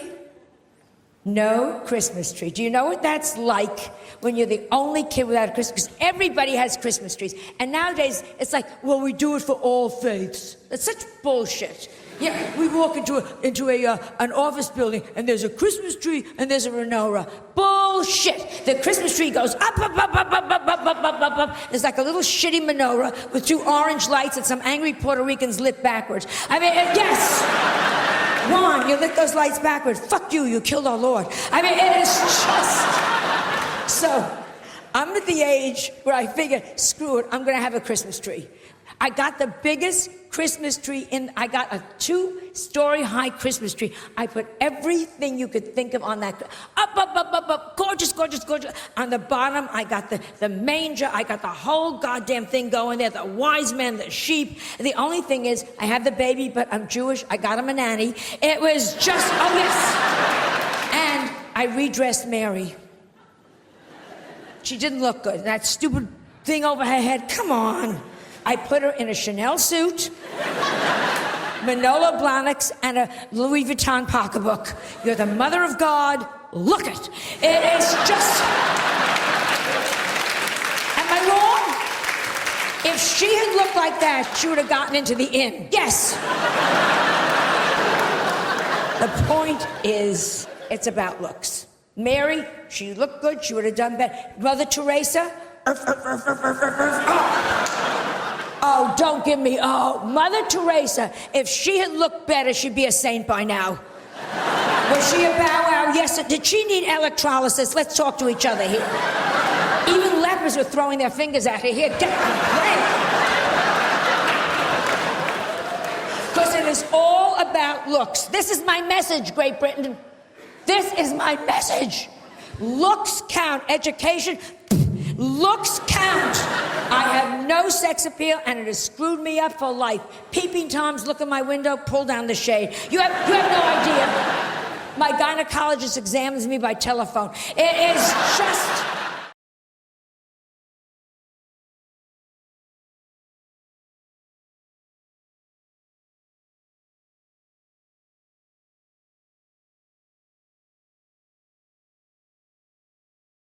I used to chase women quite a lot. Things were different back then, you know. It was like you had to go out on the hunt as a man back then. Back in the 70s, you had to put a nice splash of Paco Rabanne on. You stand there with your mates. There was no Facebook, none of this nonsense back then. You went in cold. You went in cold. You're there with your mates Friday night, you've had a couple of pints of lager, got your shirt ironed, jeans pressed. You say to your mates, look, I'm going to go and get them birds over. When I bring them back, don't mess it up. Walk over to them. Evening, ladies. I know it must have hurt when you fell from heaven. Maybe if we were friends and I could ease the pain by buying you a few drinks. No, fair enough. Come and we're going. We're only coming here on lesbian night, aren't we?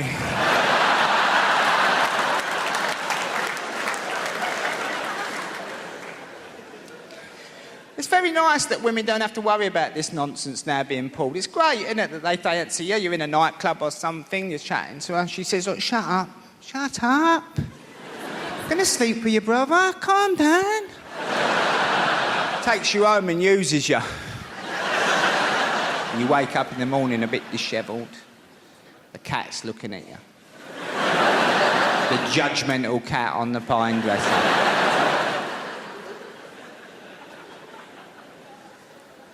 But the worst thing has happened in all the commotion. You've forgotten her name. Now, I'm a bit old-fashioned. I think if you chomped on someone's fanny, you should remember their name, you know what I mean? It's a little bit of a rule of mine.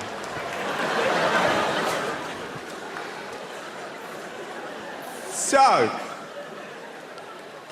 go downstairs, go through the post.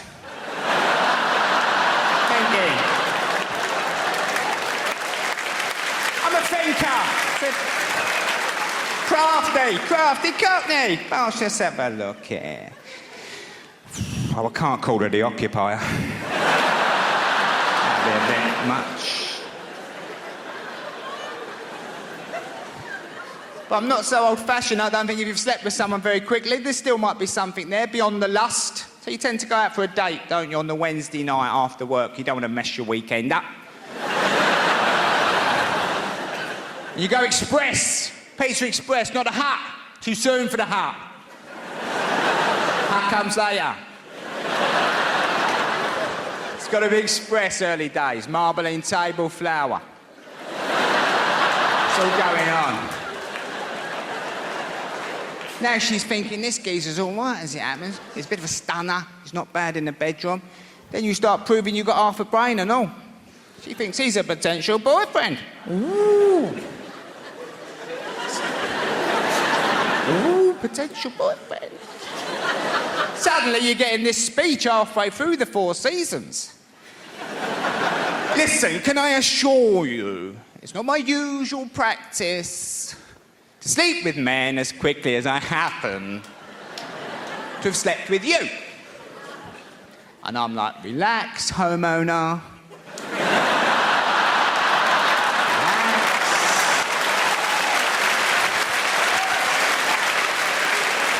And this is what I'm talking about, the assumption that if you're in a place like that, you obviously are the help. Okay, example 2, that's it, white people. One more example, and then we're moving on, right? I'm on tour in the UK. I'm going up to Leeds. All my team was already up in Leeds setting up the theatre. I'm travelling with my tour manager and best friend, Lila, also a black woman. So I go, you know what? That's Lila. I go, you know what, Lila? Let's not drive. It's a long drive. Let's get a train and go up in comfort. So we rush down to the train station. I buy us 2 first-class tickets. There's a train leaving, so we jump on the train takes off. And we're walking through the train towards the first-class carriage. We walk into the first-class carriage. This white woman is sitting at a table. She looks up, she sees us, and at the top of her voice, she shouts, this is first class! Now Lila goes, what the fuck did you say? And I hold Lila, no, Lila, no. I just grab her by her collar, no, Lila, no. No, Lila, no, Lila, no. Watch me humiliate this bitch just with my mouth. Come back.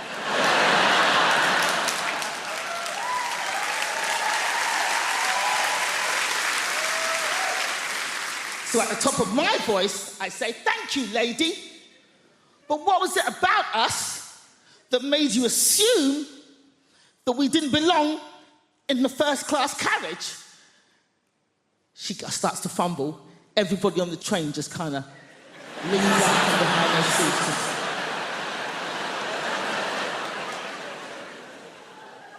And she gets flustered. She's like, and then all she could think of was like, I thought you were lost. And I was like, how'd you get lost on a moving train going in one direction, bitch? How? Now, this woman was not alone. She was with her husband. Her husband was sitting opposite her at the table, same table. But we did not see her husband's face for this entire confrontation because the entire time he was hidden behind the newspaper, just... His hands never came down. All we saw were his knuckles just gripping that paper. And they were in their 60s. So they'd obviously been married a long time, and he's behind that newspaper going, ah! Nosy, big-mouth cow! 30 years we've been married, and every day of those 30 years I've said, mind your own fucking business!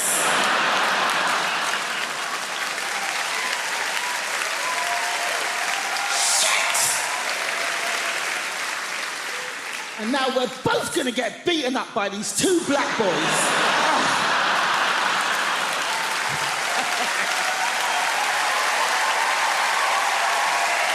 But as much as you want to save animals, I'm pretty sure you're not going to do it by buying cosmetics. Pretty sure you can't walk into the body shop and buy some burdock root peppermint oil foot scrub, and some little badger somewhere in Scotland is going to go, wow, I feel a whole lot better about my life right now. Somebody's buying that burdock root peppermint oil foot scrub. I don't see the point in testing cosmetics on rabbits anyway, because they're already cute. Slather some lip gloss and eyeliner all over them. Now they're all gussied up like some $3 whore. There's no dignity in that for a rabbit whatsoever. You want to test out cosmetics? Test them out on big game, because they stink. Get up under a hippopotamus there and get some roll-on deodorant under his armpit. See how fresh and self-assured he stays all day, huh? Little lip gloss on a beaver. Real beaver. Stay with me, fella. Real beaver. Right? Dam-building, log-eating beaver. If he's charged through 60 logs and he's still wearing that lip gloss, that's some damn good lip gloss right there, ladies and gentlemen. You know this whole thing about, you ever meet someone famous and you tell your friends, and then they say, well, what was he like?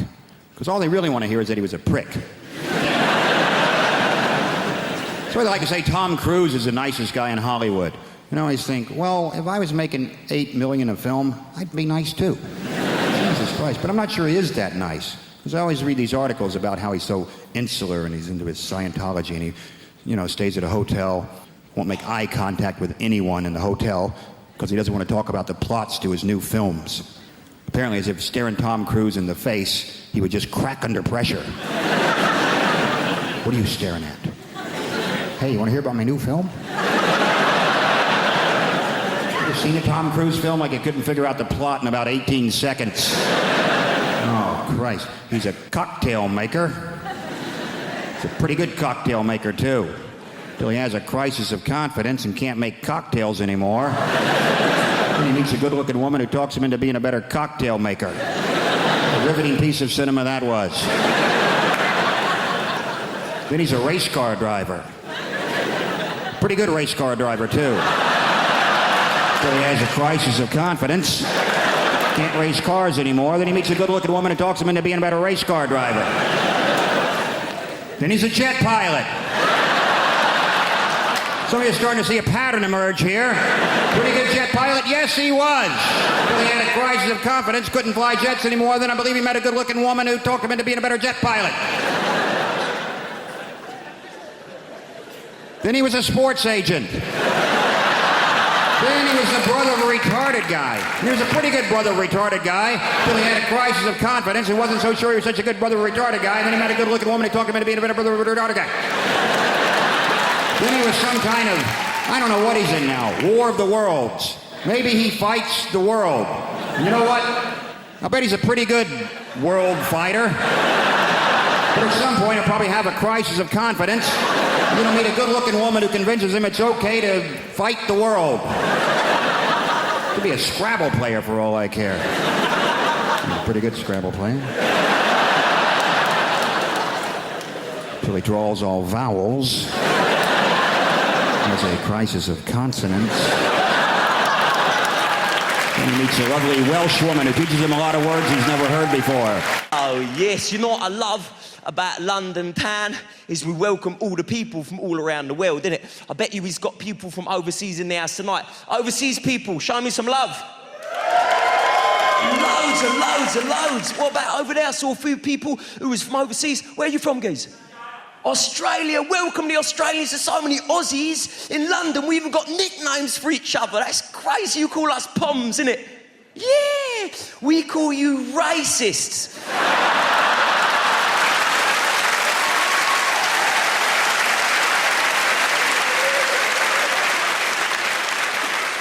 Welcome, you legend, my man. Do you miss it out there, all the beaches and the barbecues and all that? Yeah, probably about time you pissed off home, innit?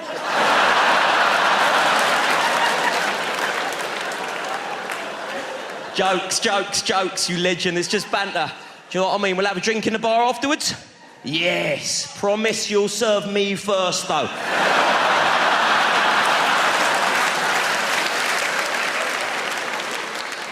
Welcome to you. Isn't this nice? All the different foreign people. Who else has we got in the house? Yeah, legend over there. You're proud of where you're from. Where you from?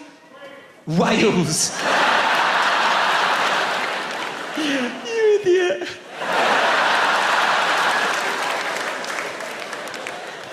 They get well wound up when we call them sheep shaggers, innit? Don't know why you don't just stop it, but there you go. Welcome, geese. I've been to Wales. It's a nice place, isn't it? There's even like a time difference, ain't there, which I couldn't believe. Yes, I was in Swansea. They're about 8 years behind.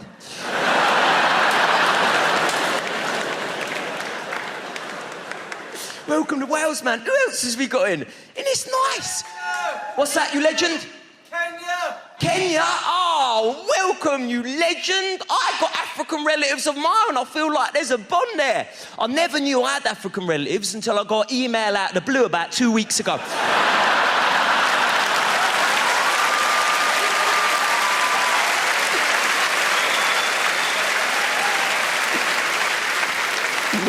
Welcome. I love it all, man.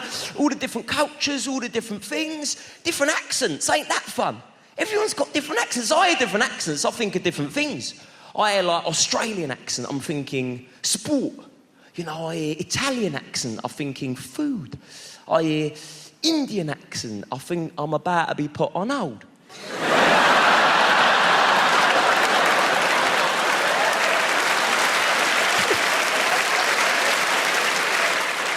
Welcome all of yous, man. Welcome all of yous. Because that's the thing about London, we do welcome ya. You know, come along, have a giggle. I'll say there's only one day every year when we don't welcome the foreigners. When we let all the frustrations on the foreigners out of the system. Just one day every year in London. London's, you know what I'm talking about, innit? That one day every year, we close down all the roads in the centre of London. And thousands of people chase after these 5 Kenyans.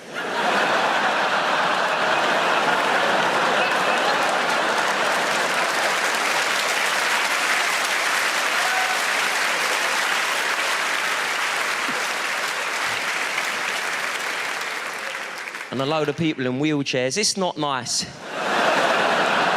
A lot of people feel bad about flying. I'm no different. And the thing is, I enjoy it. I enjoy flying. I love all the pomp and the faff at the airport. I quite enjoy the pat-down. I like it. The one bit I don't love is when I get onto the plane and I have to turn right and then walk through business class on my way to my bit. Because I lead a very lucky and privileged life, and this is really the only time in my life when I'm surrounded by people who think they're better than me and who can back it up. So if I'm honest, what I do is I release whatever greenhouse gases I've managed to store up throughout the day. Not very proud of that. But I was offered a gig recently. I was offered a gig to perform for the sustainability department of a big organisation, big company in Berlin. And they rang me up and they said, would Mr. Goldsmith like to fly business class? And I assured them, in no uncertain terms, that Mr. Goldsmith would, yes, make that happen, yes, do it now, immediately, please, yes. And if I'm totally honest, by the time I had been carried onto the plane by the pilot, gently sat down in my seat, tousled my hair, nothing overtly sexual, definitely a spark. By the time I'd been offered a champagne cocktail for takeoff, don't mind if I do, metal cutlery, because obviously terrorists can't afford business class. I have to say, when I had undergone the treatment, I turned into the monster I despise. I'm so ashamed. By the time you rabble walked past on your way to cattle class... Sorry, that's what we call you. You wouldn't get it. You walked past with your laughable single piece of hand luggage. Really? I genuinely caught myself having this thought. I sort of thought out loud, I thought, maybe I have worked that little bit harder. It was awful. But I got to the show, did the show, and afterwards, one of the producers said to me, and I've checked this since in detail, it's absolutely true. One of the producers said, did you know that business class travel, business class flight, generates 3 times the emissions of regular economy class travel? And that's absolutely true. It's 3 times worse for the climate. 3 times worse the emissions, because obviously you're using more space on the plane, the seat's much heavier, all the stuff they bring for you adds extra weight, plus your pockets are full of conflict diamonds, you know. So I thought, I'm going to use that knowledge as one of my little steps in the right direction. I thought, from now on, no more business class for me. I thought I will use it as an opportunity for some climate communication. The next time I get offered business class, I will decline on climate ethics grounds, because I tell you what, flying may feel fantastic. Business class may feel sensational, but nothing feels as good, gives you so much internal prestige as walking through business class, knowing that you were offered it, but declined on climate ethics grounds. Oi, this is nice, isn't it? Yes! Is anyone here in their 40s? Is it? You're not in your 40s? Have you guys started walking like this yet?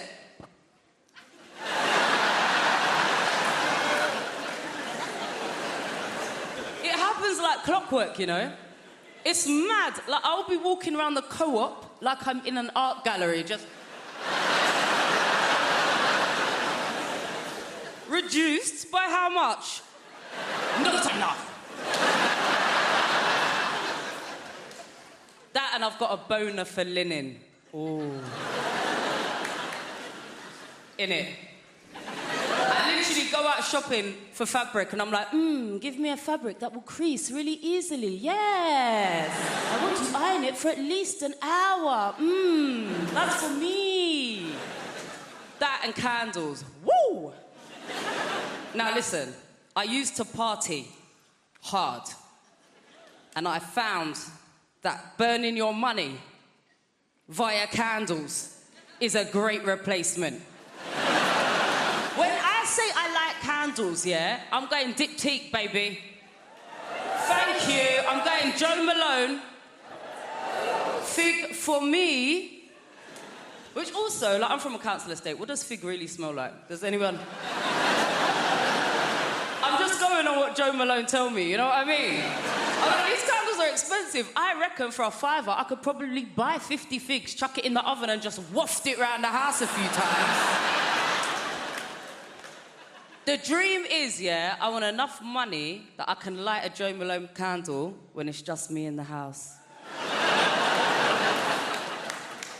Come with me, people. Can you imagine coming home to your yard, it's just you in, and you're like, you know what? Fig for me. As it is, if you was over my house and I had a candle on the go, no lie, after about 20 minutes, I'll start thinking that's about £17 worth of scent now. What kind of friend is he anyway? Is that enough? I realise there's nothing more insulting than someone lighting your scented candles when you're not there to enjoy the scent. Innit? I had my brother house sitting for me, right? I was away for a couple of weeks. I walked back into the house. As soon as I opened up the door, I was like... I walked into the front room. This guy is reclining on my sofa, lighting his spliff with my Joe Malone candle. The ash was falling into the wax. I was like, you all right? Yeah, you good? Now, we know as British people, when our voices go high like that, we mean the opposite, right? The higher our voices go, the less we're about it. You know what I mean? If someone's like, you coming to a party? You're like, yeah! What that means is, I'm not coming to your party, mate. So I said, you all right? What are you doing? He's like, oh, it's just a bit of mood lighting, innit? So, IKEA tea light is mood lighting. That's not even it. It was a 3-wick candle. Only 1 wick was lit. Thank you. I grew up in Dudley, in the West Midlands. Yeah, a lot of people grow up there because that's the only thing there is to do. What are you doing? Growing.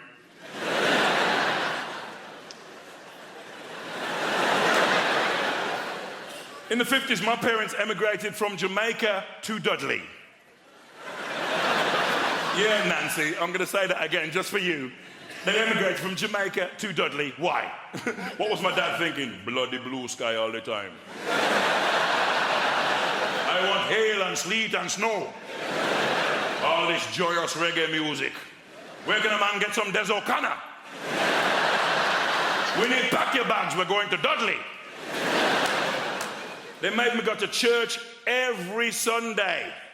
The Pentecostal Church of God in Prophecy. See, that's a black name. White churches are always called things like St. Thomas's. We're all outside going, St. Thomas's what? St. Thomas's Epiphany of the Shining Light of God in Christ in West Bromwich? Now, that's a name. You arrived late for church. Sorry I'm late, I was reading the signs. It's as good as Stephen King. I went to Blue Coat Secondary Modern School in Dudley. A lot of bullying there. I mean, you know, back in the day, it was different as well. You get punched in the face, you keep it to yourself. Nowadays, you go straight to the head teacher. Peter Wilkins has been punching me every day since the start of term. I'm not going to teach him anymore. I got a daughter, 17. She's got a pet name for me. Taxi. Yeah, because the only time I see her is in the car, and even then she gets in the back. I'm like, how was school? She's like, you're not one of those cabbies who's going to talk all the time, are you? Her childhood's different from mine. I mean, you know, when I was a kid, it felt like everybody in Dudley had permission to beat me. It wasn't just my mum. You know, I'd be mucking about in the street, suddenly, bam, Mrs. Fearon from number 14 slapped me around the face. Then she'd drag me to my house and tell my mum, Mrs. Henry, I saw Len misbehaving in the street, so I beat him for you. Do you know what my mother said to this woman? Thank you very much. I have 6 other children, help yourself anytime. We made a documentary in Dudley about my mum last year. My brother Paul said this on camera, no word of a lie. Lynn, when mum used to beat you, we used to think it was really funny. Bastards! Where's the solidarity in that? I'm getting my arse tore up, they're eating popcorn, they've pulled up chairs. Oh, it's not as funny as last week. Mom, work the ribs now, work the ribs. Mom, Harley Shuffle, remember? Harley, Boombaye. Mom, like Popeye, remember? Febida, febida, febida, febida, febida. When Mom used to beat me, she always said the same thing. I'm not doing this for me, it's for your own good. What parents are insane? I'm not doing this for me, it's for your own good. All the white people, what kind of parenting is that? Lamar's like, yeah, me too. Oh, man. You know what I'd like to see on television? Jamaican Super Nanny.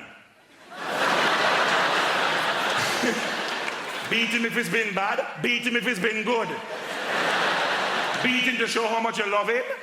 Beat him till your arms hurt so much. You have to beat him for making your arms hurt so much. She wouldn't mess about, would she? All right, no. This is what I call the naughty cheer. What's that for? You pick it up and you beat him with it. I'm not doing this for me, it's for your own rotting good. I'm married to a comedian. Did you know John Richardson? Oh, yeah. Oh, did you know he is? Do you know, because I'm going on tour, my management company, they took a Facebook advert out and someone said, don't read the comments. So I did. There was just one that bothered me, and this guy had put, without trying to be too crude, how many has she had to get the career she's got? I mean, the answer's 1, but...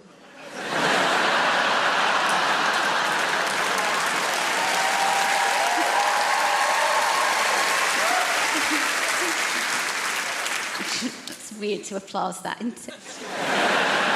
It's only weird for my granddad who's watching. That's not weird. You've made that weird for an 87-year-old. Anyway, but the thing, because I don't know if you've noticed, but I've started to do a bit of telly now, and I'm in this weird stage where I'm getting recognised, but I'm not used to it yet. And I walked in a pub last night, and there was a woman staring at me, and I thought, what are you fucking looking at? And then I realised, oh, it's me. I did, you know Michael McIntyre's The Wheel?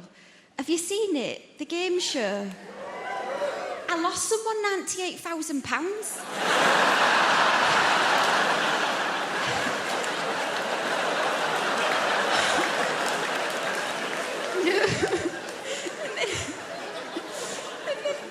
If you've seen the show, you know they go back down in the ground. When he went down, he turned to me and said, "I've had a lovely day, thank you." That would have slapped me. And then we're both vegan now. I'm a vegan that likes steak for the iron. And John's a vegan when he's interviewed on TV.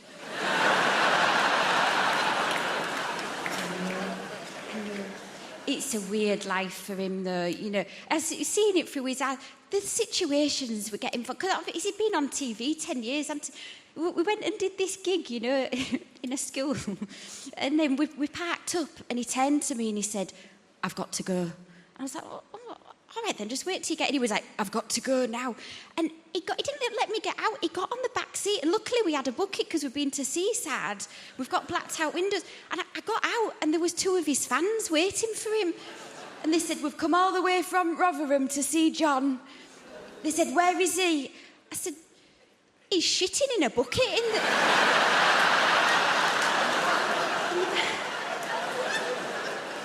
back of the car." And they said at the same time, "We'll wait." But we're both vegan. And then when we go out for a nice meal, I'll order the steak for the iron. And he'll order butternut squash. And then he'll be looking at my steak and he's not listening to what I'm saying. And so what I do right at the end, I go, "Oh, I can't eat that last bit.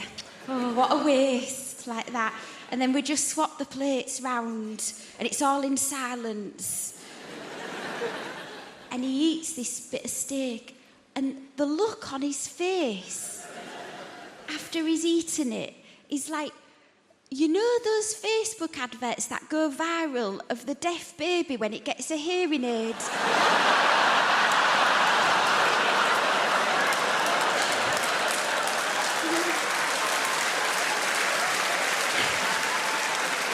And here's its mother talk. That's what it's like. It's hard to be a woman, you know, like a lot of women right now, we're posting naked or almost naked pictures online to show how confident we are. And in all the comments, other women will be like, "You are so brave." Well, I really just think that means not a model.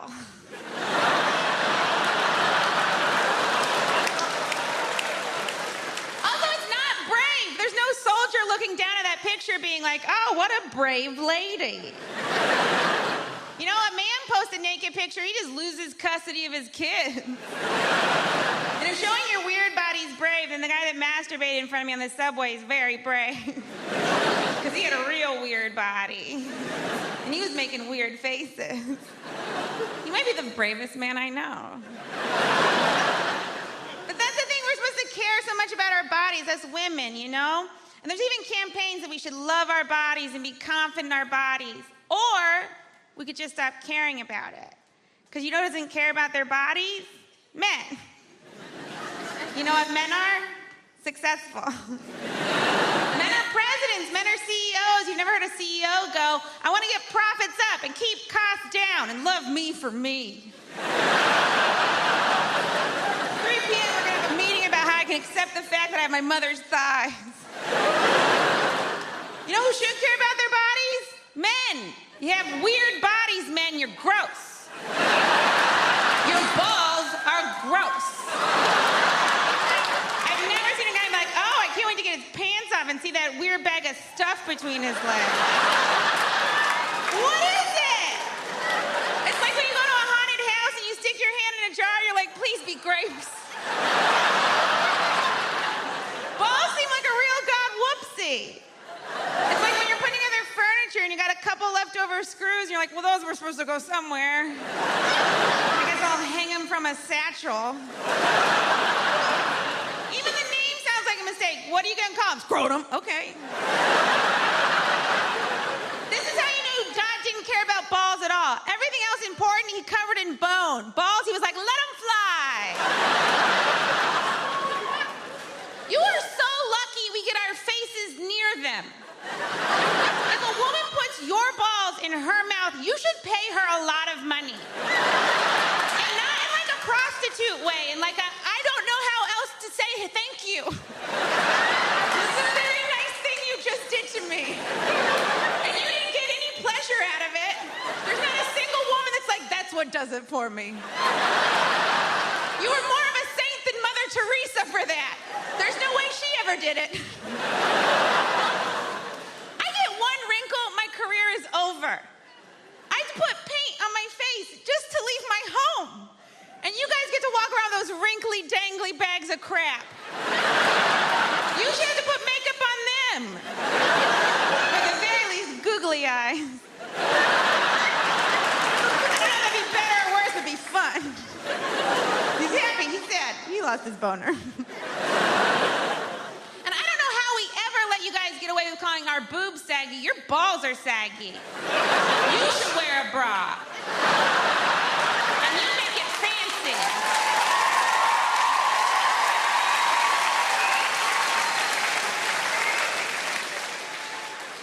All those women clapping, they meant yours. I've got the memory of an elephant. I remember one time I went to the zoo and saw an elephant.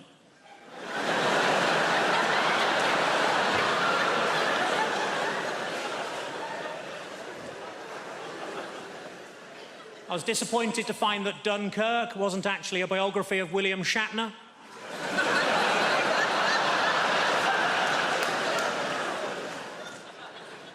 I accidentally kicked my dog early and it bit me on the bollocks. My mate said it's karma. I said, no, if anything, it's even more angry.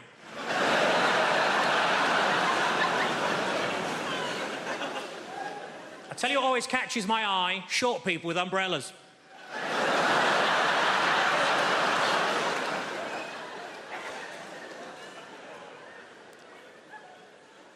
I put on a lot of weight, so I rang up Weight Watchers. I said, it's an emergency, can you send somebody round? And they said, yes, we can, we got loads of them.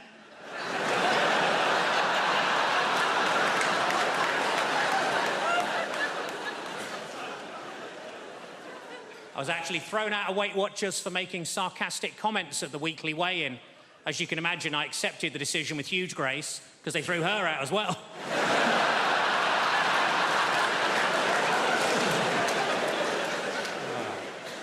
I was watching TV, the announcer said there's a documentary about the clitoris on the red button, but I couldn't find it.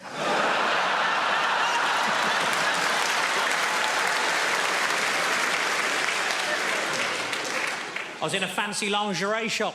I said, are these knickers satin? He said, no, they're new.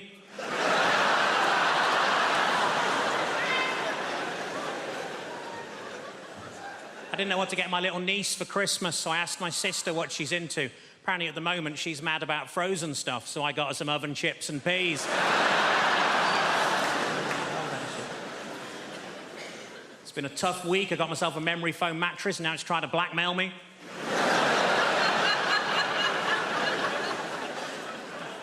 As a child, I was made to walk the plank. We couldn't afford a dog.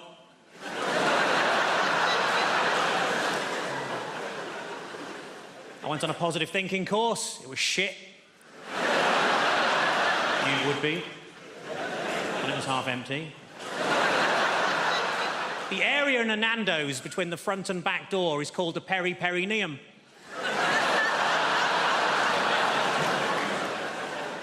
What I like most about that joke is that people who know what a perineum is usually haven't heard of Nando's.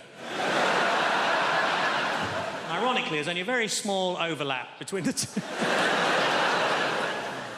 The doctor told me to lose some weight. I said, how? He said, don't eat anything fatty. I said, what, pies, chips, that sort of thing? He said, no, just don't eat anything fatty.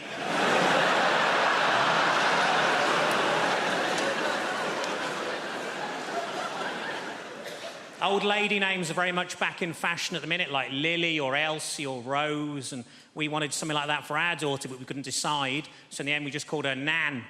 So we shall grow into it. Are any Welsh people out there? Tell them! Tell them how good it is now! Oh, it's not shit anymore! We've spent millions, so it's not shit for you. That's the whole... Welsh people, where are you from? Swansea! Fair enough, it's shit. Yeah, quite right.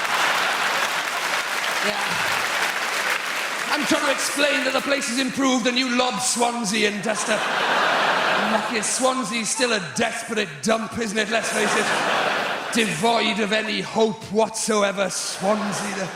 Have you been? There's a sign on the way in that says, kill our children, not your speed, isn't there? Yes.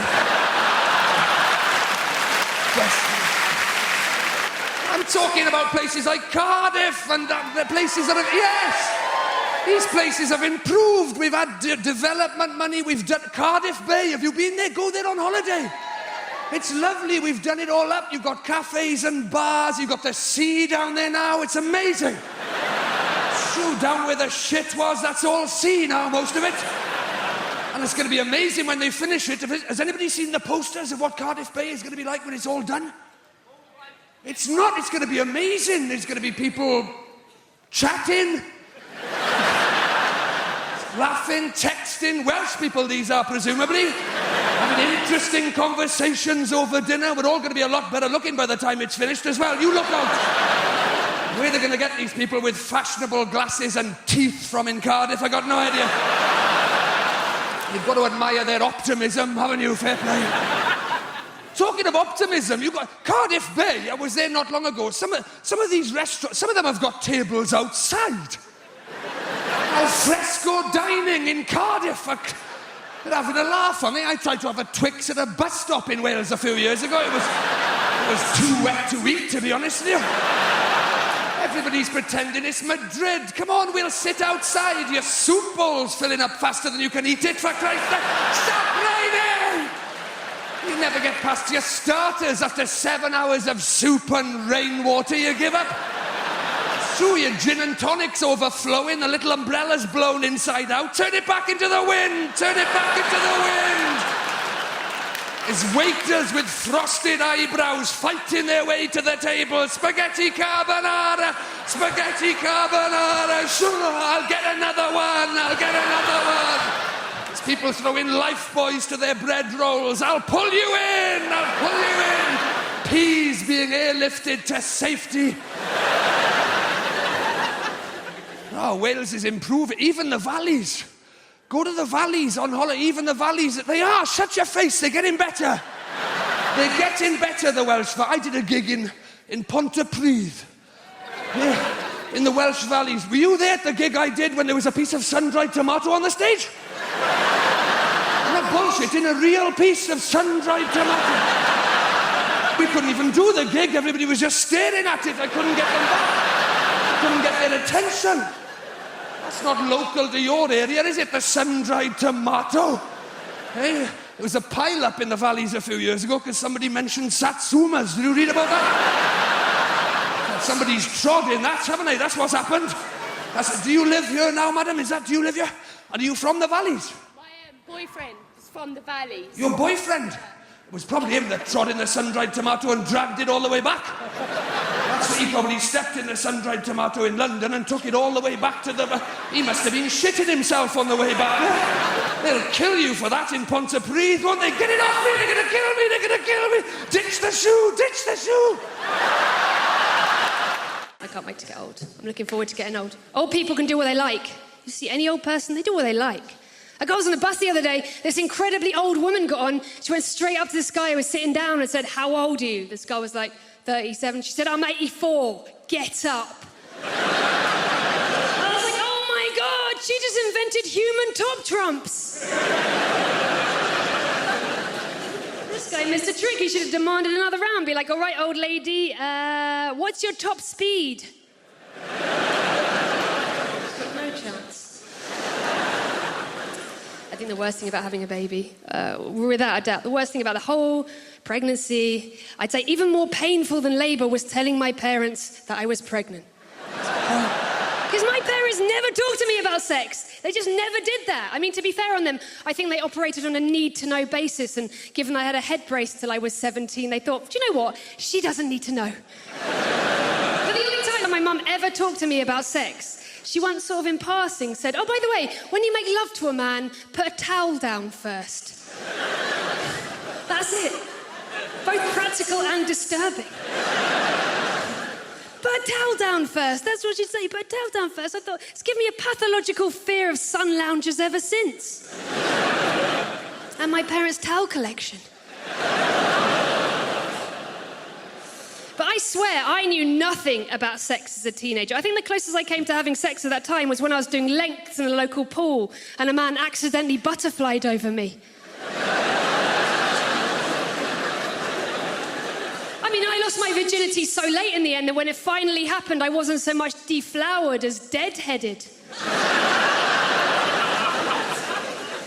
But I wish I was sexually confident, like in my 20s. Love to be like that. Love to be a player. You know what I'm talking about? We all know people like this, people who are going to go like, I'm going to go out tonight and I'm going to get laid. I would love to be like that.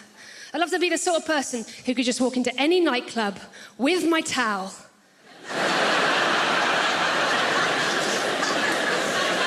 Like Gold Duke of Edinburgh award-winning piece of ass right here. Strippers. It's another person. Weirdly, I kind of admire strippers. I would love to be like a stripper. I would love to just be able to stand on stage and own it. Like, know I was sexy. That would be awesome, you know? I would be the world's worst lap dancer. I could not sit on a man's knee and not want to make giddy-up noises. And strip joints, they're designed to be alluring. I challenge anyone in this room, even if you agree with them or not, to walk past a strip joint and a bit of you is not like, oh my God, what's happening? Because they've got like the blacked out windows and the bouncers on the door. There's always a bit of you that's like, oh my God, what are they doing in there? And it's exactly the same feeling as when I was a kid and I used to walk past the school staff room. You'd walk past, you'd be like, oh man, what is happening in there? I mean, it turns out both are full of adults whose lives didn't work out as planned. The thing I find the weirdest about strip joints, if you've ever been to one, everywhere you go, all these big signs, do not touch the women! Please do not touch the ladies! The strippers always say, the fact that the men can't touch us, that's what makes our job really empowering. And I always think, well, that's not really empowering, is it? Because that's the same rule in every other workplace in the country.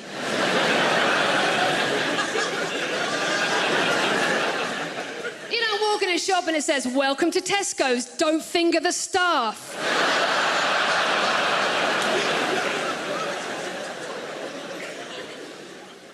But I think women should just let it out. It's a big day in a girl's life when she can freely let rip in front of her bloke. It is. I think women should be having I farted in front of my boyfriend for the first time parties.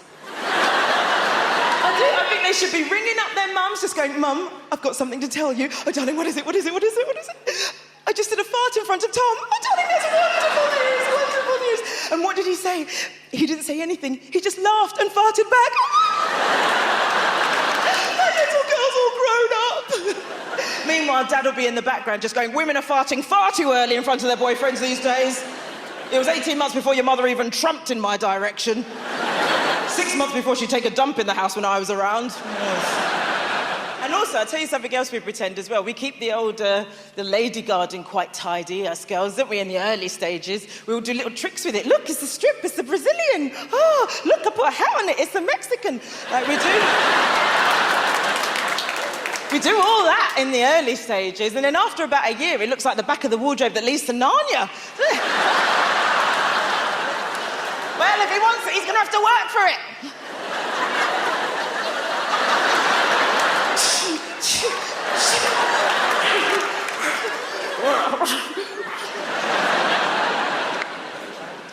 People say to me, Andy, you could try meeting people in a nightclub. You'll never meet anyone good in a nightclub because the nightclub environment is designed to have us make bad decisions. It is because it's dark, you can't see, you can't hear. You know what? If nightclubs want to be responsible, what they should do to help us out is just before the exit, they should have a brightly lit room where you can check out the person you're leaving with. Yes, they should. They should call it the Have a Sodding Word with Yourself lounge. And you would literally get women in there just going, oh my God, you're wearing a fleece. I couldn't tell because it's so dark in there. Okay, nice to meet you.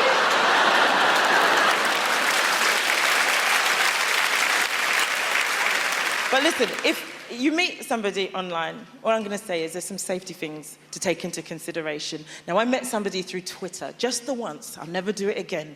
And it was the most irresponsible thing I think I've ever done. And I spoke to a friend about it before we met up, and I said, listen, I've met this guy, and we seem to really like each other, and we're talking about meeting up. What do you reckon? Should I meet him? And before my mate even had a chance to say anything, I said, you know what? I am going to meet this guy. You know why? Because life's too short. And my mate just went, yeah, you're going to find out how short.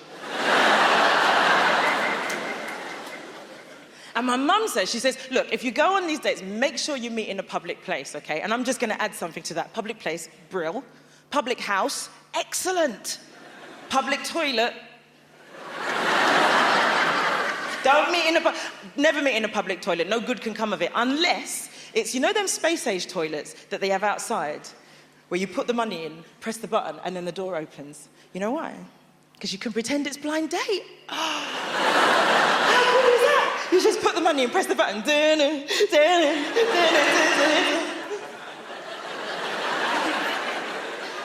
if you don't like it, just press the button really quickly.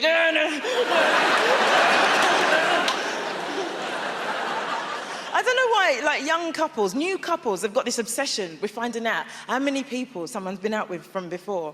Like, how many previous partners? This is a lose-lose situation, right? And if any of you have ever had that conversation or you think it's ever going to come up, this is what I say. This is what you should say, okay? Just say to the person that's asked you, you want to know how many previous partners? Okay, I'll tell you from the beginning, all right? 1, 2, 3, 4, you, 6, 7...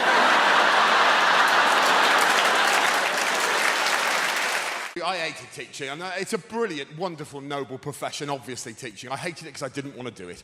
The only thing that got me through those years were children, because some of you parents will know, children are wonderful and weird. I used to teach a class in North London. You'll think I'm exaggerating this. I'm not. This is just one class I'm talking about. They were the strangest group of human beings I have ever seen assembled in one place, right? They were the strangest group of human beings ever in one. I include all of the series of Big Brother in that. Right, I'll talk you through some of them. There was a child called Marwood in that class, which isn't a real name, let's be honest. He was absolutely on a different planet to the rest of us. I'll prove it. I once said to him, Marwood, what are you going to do when you leave school? Straight away, he said, well, I'm going to be one of two things, sir. I'm going to be a gynecologist or a train driver. I said, they're rather contrasting professions, Marwood. This is only funny if you believe me, he wasn't trying to be funny at this point. He went, yeah, they are, aren't they, sir? I suppose at the end of the day, I just like tunnels. Fortunately, there was a child in that class that made up for all of them. Her name was Karen Powell. She was my favourite student of all time. She was 11 years of age, this big, and had two fascinating characteristics. Number one, her internal compass was buggered, right? So she was 10 minutes late to every single lesson, and the school wasn't that big. 10 minutes late. The second was, even though she was 11, she spoke, for reasons best known to our creator, like a repressed 1940s housewife. And you think I'm exaggerating this, I am not exaggerating it. She would come into my class like this, hello, sir, how are you today? I said, I'm fine, thanks, Karen, how are you? She goes, yes, I'm very well, thanks. I'm very much looking forward to today's improvisation. I'll give you an example of her compass. She came to see me after a lesson. This is all verbatim quote. She went, excuse me, sir, can I have a word with you, please? And of course you can, Karen. What's the problem? Because I just wanted to say that I thought my performance in your lesson today was a little below par. I said, really? I thought you were great. No, I thought my use of characterization was paper thin. Thought the way I moved around the space was appalling. And my group work was something to be condemned. And I would like to offer you my most humble of apologies. I said, you listen to me, Karen Powell. You never need to apologise to me.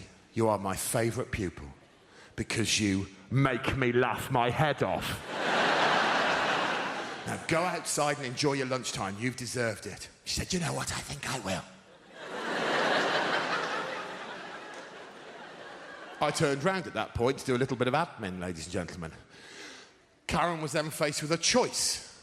She could leave my room via the only exit, or she could go into my costume cupboard.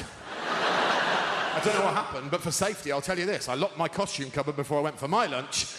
Then I went away for a whole hour. When I came back, I opened the cupboard, and I swear to you, that child was standing with her back to me in a scene from the Diddy Man remake of the Blair Witch Project, just doing this. And I went, Karen? She went, hello, sir. I said, have you been in there for a whole hour? She said, I'm rather afraid I have. I said, oh my God, I am so sorry. She said, don't you apologise to me. I've only got myself to blame. I'll see you later.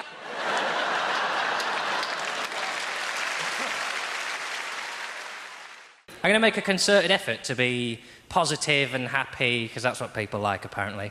And I get accused. I constantly get told I'm grumpy and miserable, and I'm not. I'm happy, I'm upbeat, I love being alive, love being a human.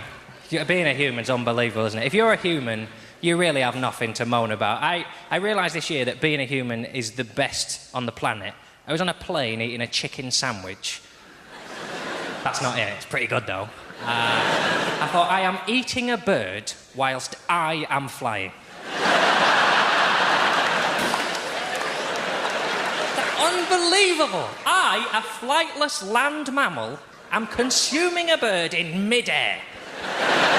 Never mind the fact I just ordered a gin and tonic in a cloud. And it's because I think being a human is so easy that's why I get annoyed with people, because people don't seem to try as hard as I would like them to about life. And I am a perfectionist. Give us a cheer if you're a perfectionist. Fair few of you. The rest of you are annoying. You say it now, because you go around and you make mistakes and you drop things and you laugh about it because you think it's part of life's rich tapestry. It isn't. You should be trying harder.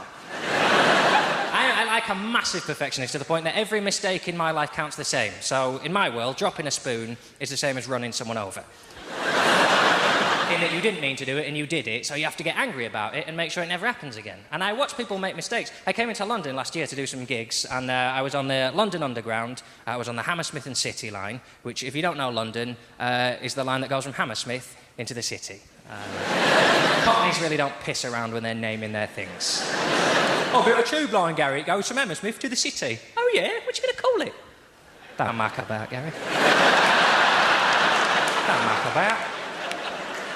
So anyway, I was on the Underground, sat down, and I knew I needed 6 stops to get to where I was going. And opposite me on the tube are 2 young girls. They're all dressed up. They're going out for the evening. They're laughing, they're giggling, they're joking. They're generally pissing me off. You see, I'm not a big fan of public shows of joy, you see. My motto is, there's misery in this world, you just have to look for it. And that's just, if something's broken, you can fix it, and if it's untidy, you can tidy it. And if someone's unhappy, you can make them laugh, and you've made their day a bit better. Happy people are finished, you can't help them. If you're happy, don't go out, just stay at home and enjoy walls and ceilings. And my real issue with the happy is it's happy people who make mistakes, because they're so busy enjoying life, they've forgotten to do it properly. So I was on the Underground, and these girls are laughing away, and they're a perfect example, because they're enjoying being together so much, they haven't noticed they've got on completely the wrong train. Right? So we're hurtling off in this direction, and they should actually be going in this direction. Right? And about 5 minutes in, one of the girls cottoned on, and she tapped her mate on the leg, and she went...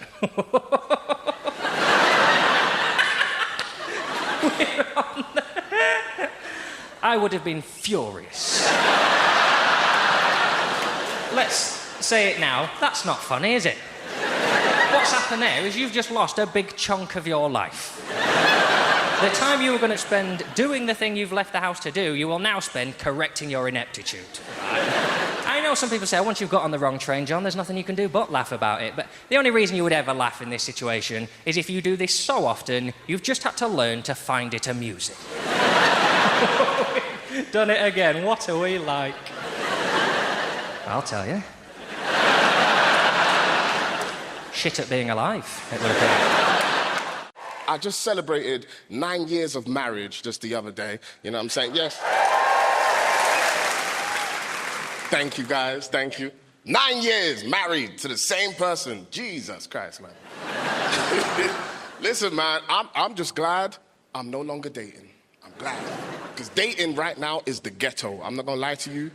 It's not easy to date. And you know what? The thing about dating is every time I see someone out, I'm like, how are you affording this? You know what I'm saying? It's a cost of living crisis. When I see people out eating food, I'm just like, I don't know how you're doing this. Even I'm on TV, and I still take my wife to the local chip shop. You know what I'm saying? Like, I'm like, you're not getting this Taskmaster money. No. Nah, man. The dating. Back in the day, I used to get rejected a lot because I'm short. You know what I'm saying? Short guys, yeah, we don't get no love, man. Short guys. I'll be on the phone talking to girls, and I'll be like, you know, yeah, biz, I want to take you out. She'll be like, oh, my God, how tall are you? I'll be like, yeah, I'm 5 foot. Hello? Hello? I am happy I am married, and I've got 2 wonderful children. Me and my wife got 2 beautiful children, 8 and 1, right? Now, the 8-year-old, that's a boy, right? And my boy is crazy. Make some noise if you got sons in the building, make some noise. So you know what I'm talking about. Boys are crazy, right? It's not just me. Have you ever just looked at your boy and been like, what the hell are you doing? Every day, right? My son is obsessed with superheroes. He loves superheroes, right?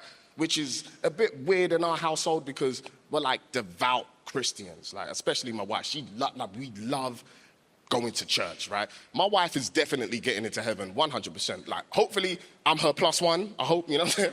I'm gonna be like, no, I'm with her. No? Okay, cool. You know what I'm saying? The reason why I bring that up is because last year, Halloween, my son, he wanted to go trick-or-treating, right? Which is a bit weird in our household. Again, we're Christians. And he was just like, Mom, I want to dress up as a superhero. And my wife was just like, there is no superhero in this house other than Jesus Christ. So she dressed him for Halloween as Jesus Christ. This guy went out trick-or-treating, giving out bread and wine. You know what I'm saying? Like, he was like, God bless you. Yeah, God bless you too. Oh, God bless you. One day, me and my son, we were at home. We're by ourselves, right? I'm downstairs, I'm watching TV. My son is upstairs, right? He's doing whatever he's doing, right? And it got silent. And you guys know what happens when it goes silent with a child. It means they're doing something they should not be doing, right? And then out of nowhere, I hear a loud thud, just boom. I'm like, oh, God, what's that? And then my son's just like, Daddy! So I run to the hallway, and my son is standing at the top of the staircase, dressed in a DIY superhero outfit, right? And he's just standing there. He's like, look, Dad, I'm a superhero. And I was like, uh-oh. I was like, son, you might want to take that off before your mum comes home, all right? And he's just like, no, Dad, look, I can fly. And as soon as he said that, I'm not gonna lie, it got slow motion in my house. I was like, no. And my son was like, a part of me was just like, let me let him fly so he can break his legs, you know what I'm saying, and calm down. So I came to Britain in the early 80s. We were refugees long before it became fashionable. But my favourite immigrants are Polish people because they've properly confused old-fashioned racists. Have you seen them? They don't know what to do. What do we do? What do we say? They're immigrants, but they're white. I heard this one bloke go, bloody Poles coming over here with their work ethic. Which isn't very politically correct, and I try so hard to be politically correct. Sometimes I take it too far. I was at a party recently, and I said to my friend, have you met Steve? He's a really nice guy. My friend goes, which one's Steve? Steve was the only black guy in the room. I found myself going, Steve, yeah, he's over there. He's got blue jeans on, a grey T-shirt, sort of curly hair, and a Nigerian accent. And once I was performing at a comedy club and there was 2 black guys in the front row, like you two, but men and black. You are a man, sir, I'm sorry. It's the lights. And I said to them, so how do you two know each other? And they looked at each other and went, we don't. Might as well have had NF tattooed on my forehead. didn't. It was felt tip. I like friendly. A little bit of friendly racism is nice. When I was a little girl, I used to always go to my friend Katie's house, and every time her dad opened the door, he'd go, "Hello, Shappy, been on holiday?"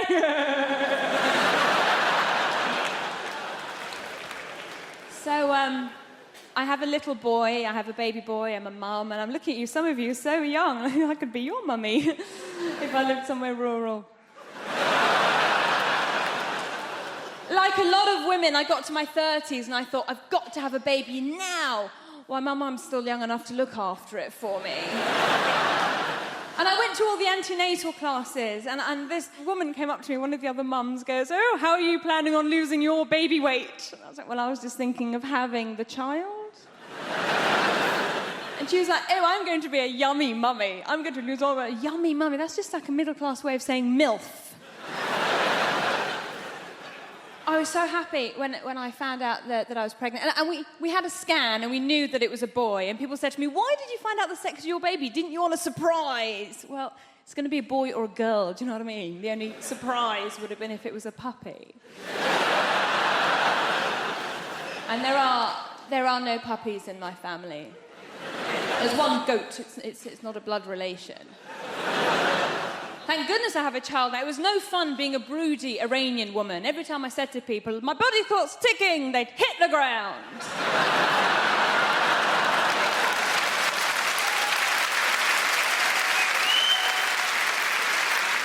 So with all that going on, when I did find out I was pregnant, I was so delighted. I thought, I am going to fill this child's life up with love and hope and understanding. My husband's reaction was slightly different. He walked around going, "Woohoo! My soldiers worked! Easy! It's not his. Oh, the fuss he made when he found out I was cheating on him. Only child. Can't share. My husband's English, he's from Nottingham, and a lot of people ask me if my husband's Iranian. And I go, well, he's not, he's English, but he's planning to convert. His family are absolutely lovely, and when they first met me, they kept going, "Oh, Shappy's so exotic, she's so exotic," which means foreign, but not in a way that we hate. When I was growing up, we had one telephone in the house, in the hallway. Anybody my age remember that? Yeah. One telephone. I'd be like that. "Listen, I can't talk for long. Dad is staring at me." Like, Dad, can I have some privacy? And he'd go, "Privacy? Buy your own house." At school, the one thing I remember from school, though, teachers, finger painting. Remember that? I love that, because I come from inner city London, right? And it was only later on in life that I realised that it was our headmaster's ingenious way to get our fingerprints early. Yeah, he'd say, "Most of you will go on to offend later on in life. I'm merely cutting out the middleman." Also, one of the things I seem to remember from school, folks, right? One of the main things I remember is that I'm not a very sporty child. Not sporty at all. And it dawned on me, right? If you're a white kid at an all-black school and you're not sporty, people assume you're academic. But if you're a black kid at an all-white school, you can't dance or sing, people assume you're adopted. But the one thing I loved at school was the power of the note. Forget the man who invented the television. Forget him. Forget the man who invented the internet. The power of the note. The note could get you out of anything. PE? No! I got a note. Jabs? I got a note. If only the note could follow you later on in life. Can you imagine me in the military, in a Chinook helicopter over Afghanistan? "Private Amos, jump!" "I can't, I got a note." Mum says, "Don't jump, not in these shoes." You get me? And the leader of the free world, Barack Obama. Wow, look at that. If Barack Obama was a kid at my primary school and said to my careers advisor, "I want to be the president," the careers advisor would have gone, "Well, Obama." Obviously a temporary careers advisor. I can definitely see you on the campaign bus, driving it. Also, folks, I want to be a bit honest as well with you tonight. I'm very much into same-sex relationships. because I think it's very important that you're both into the same kind of sex. Otherwise, it can create friction.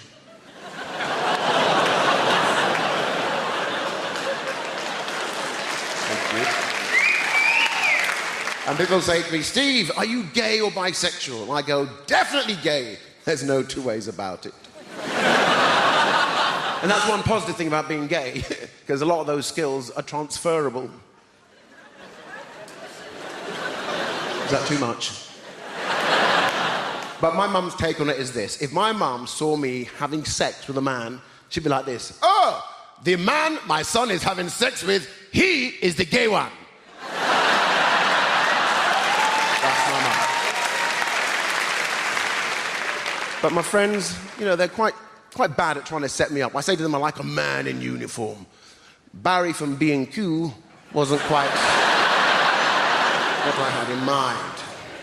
But as I say, I'm having fun at the moment doing this job, and you look at me, yeah, I've actually been asked to host the Live of the Apollo.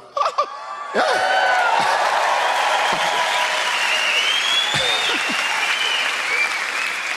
And Lenny Henry isn't dead. No. He's just locked in a room at the Premier Inn.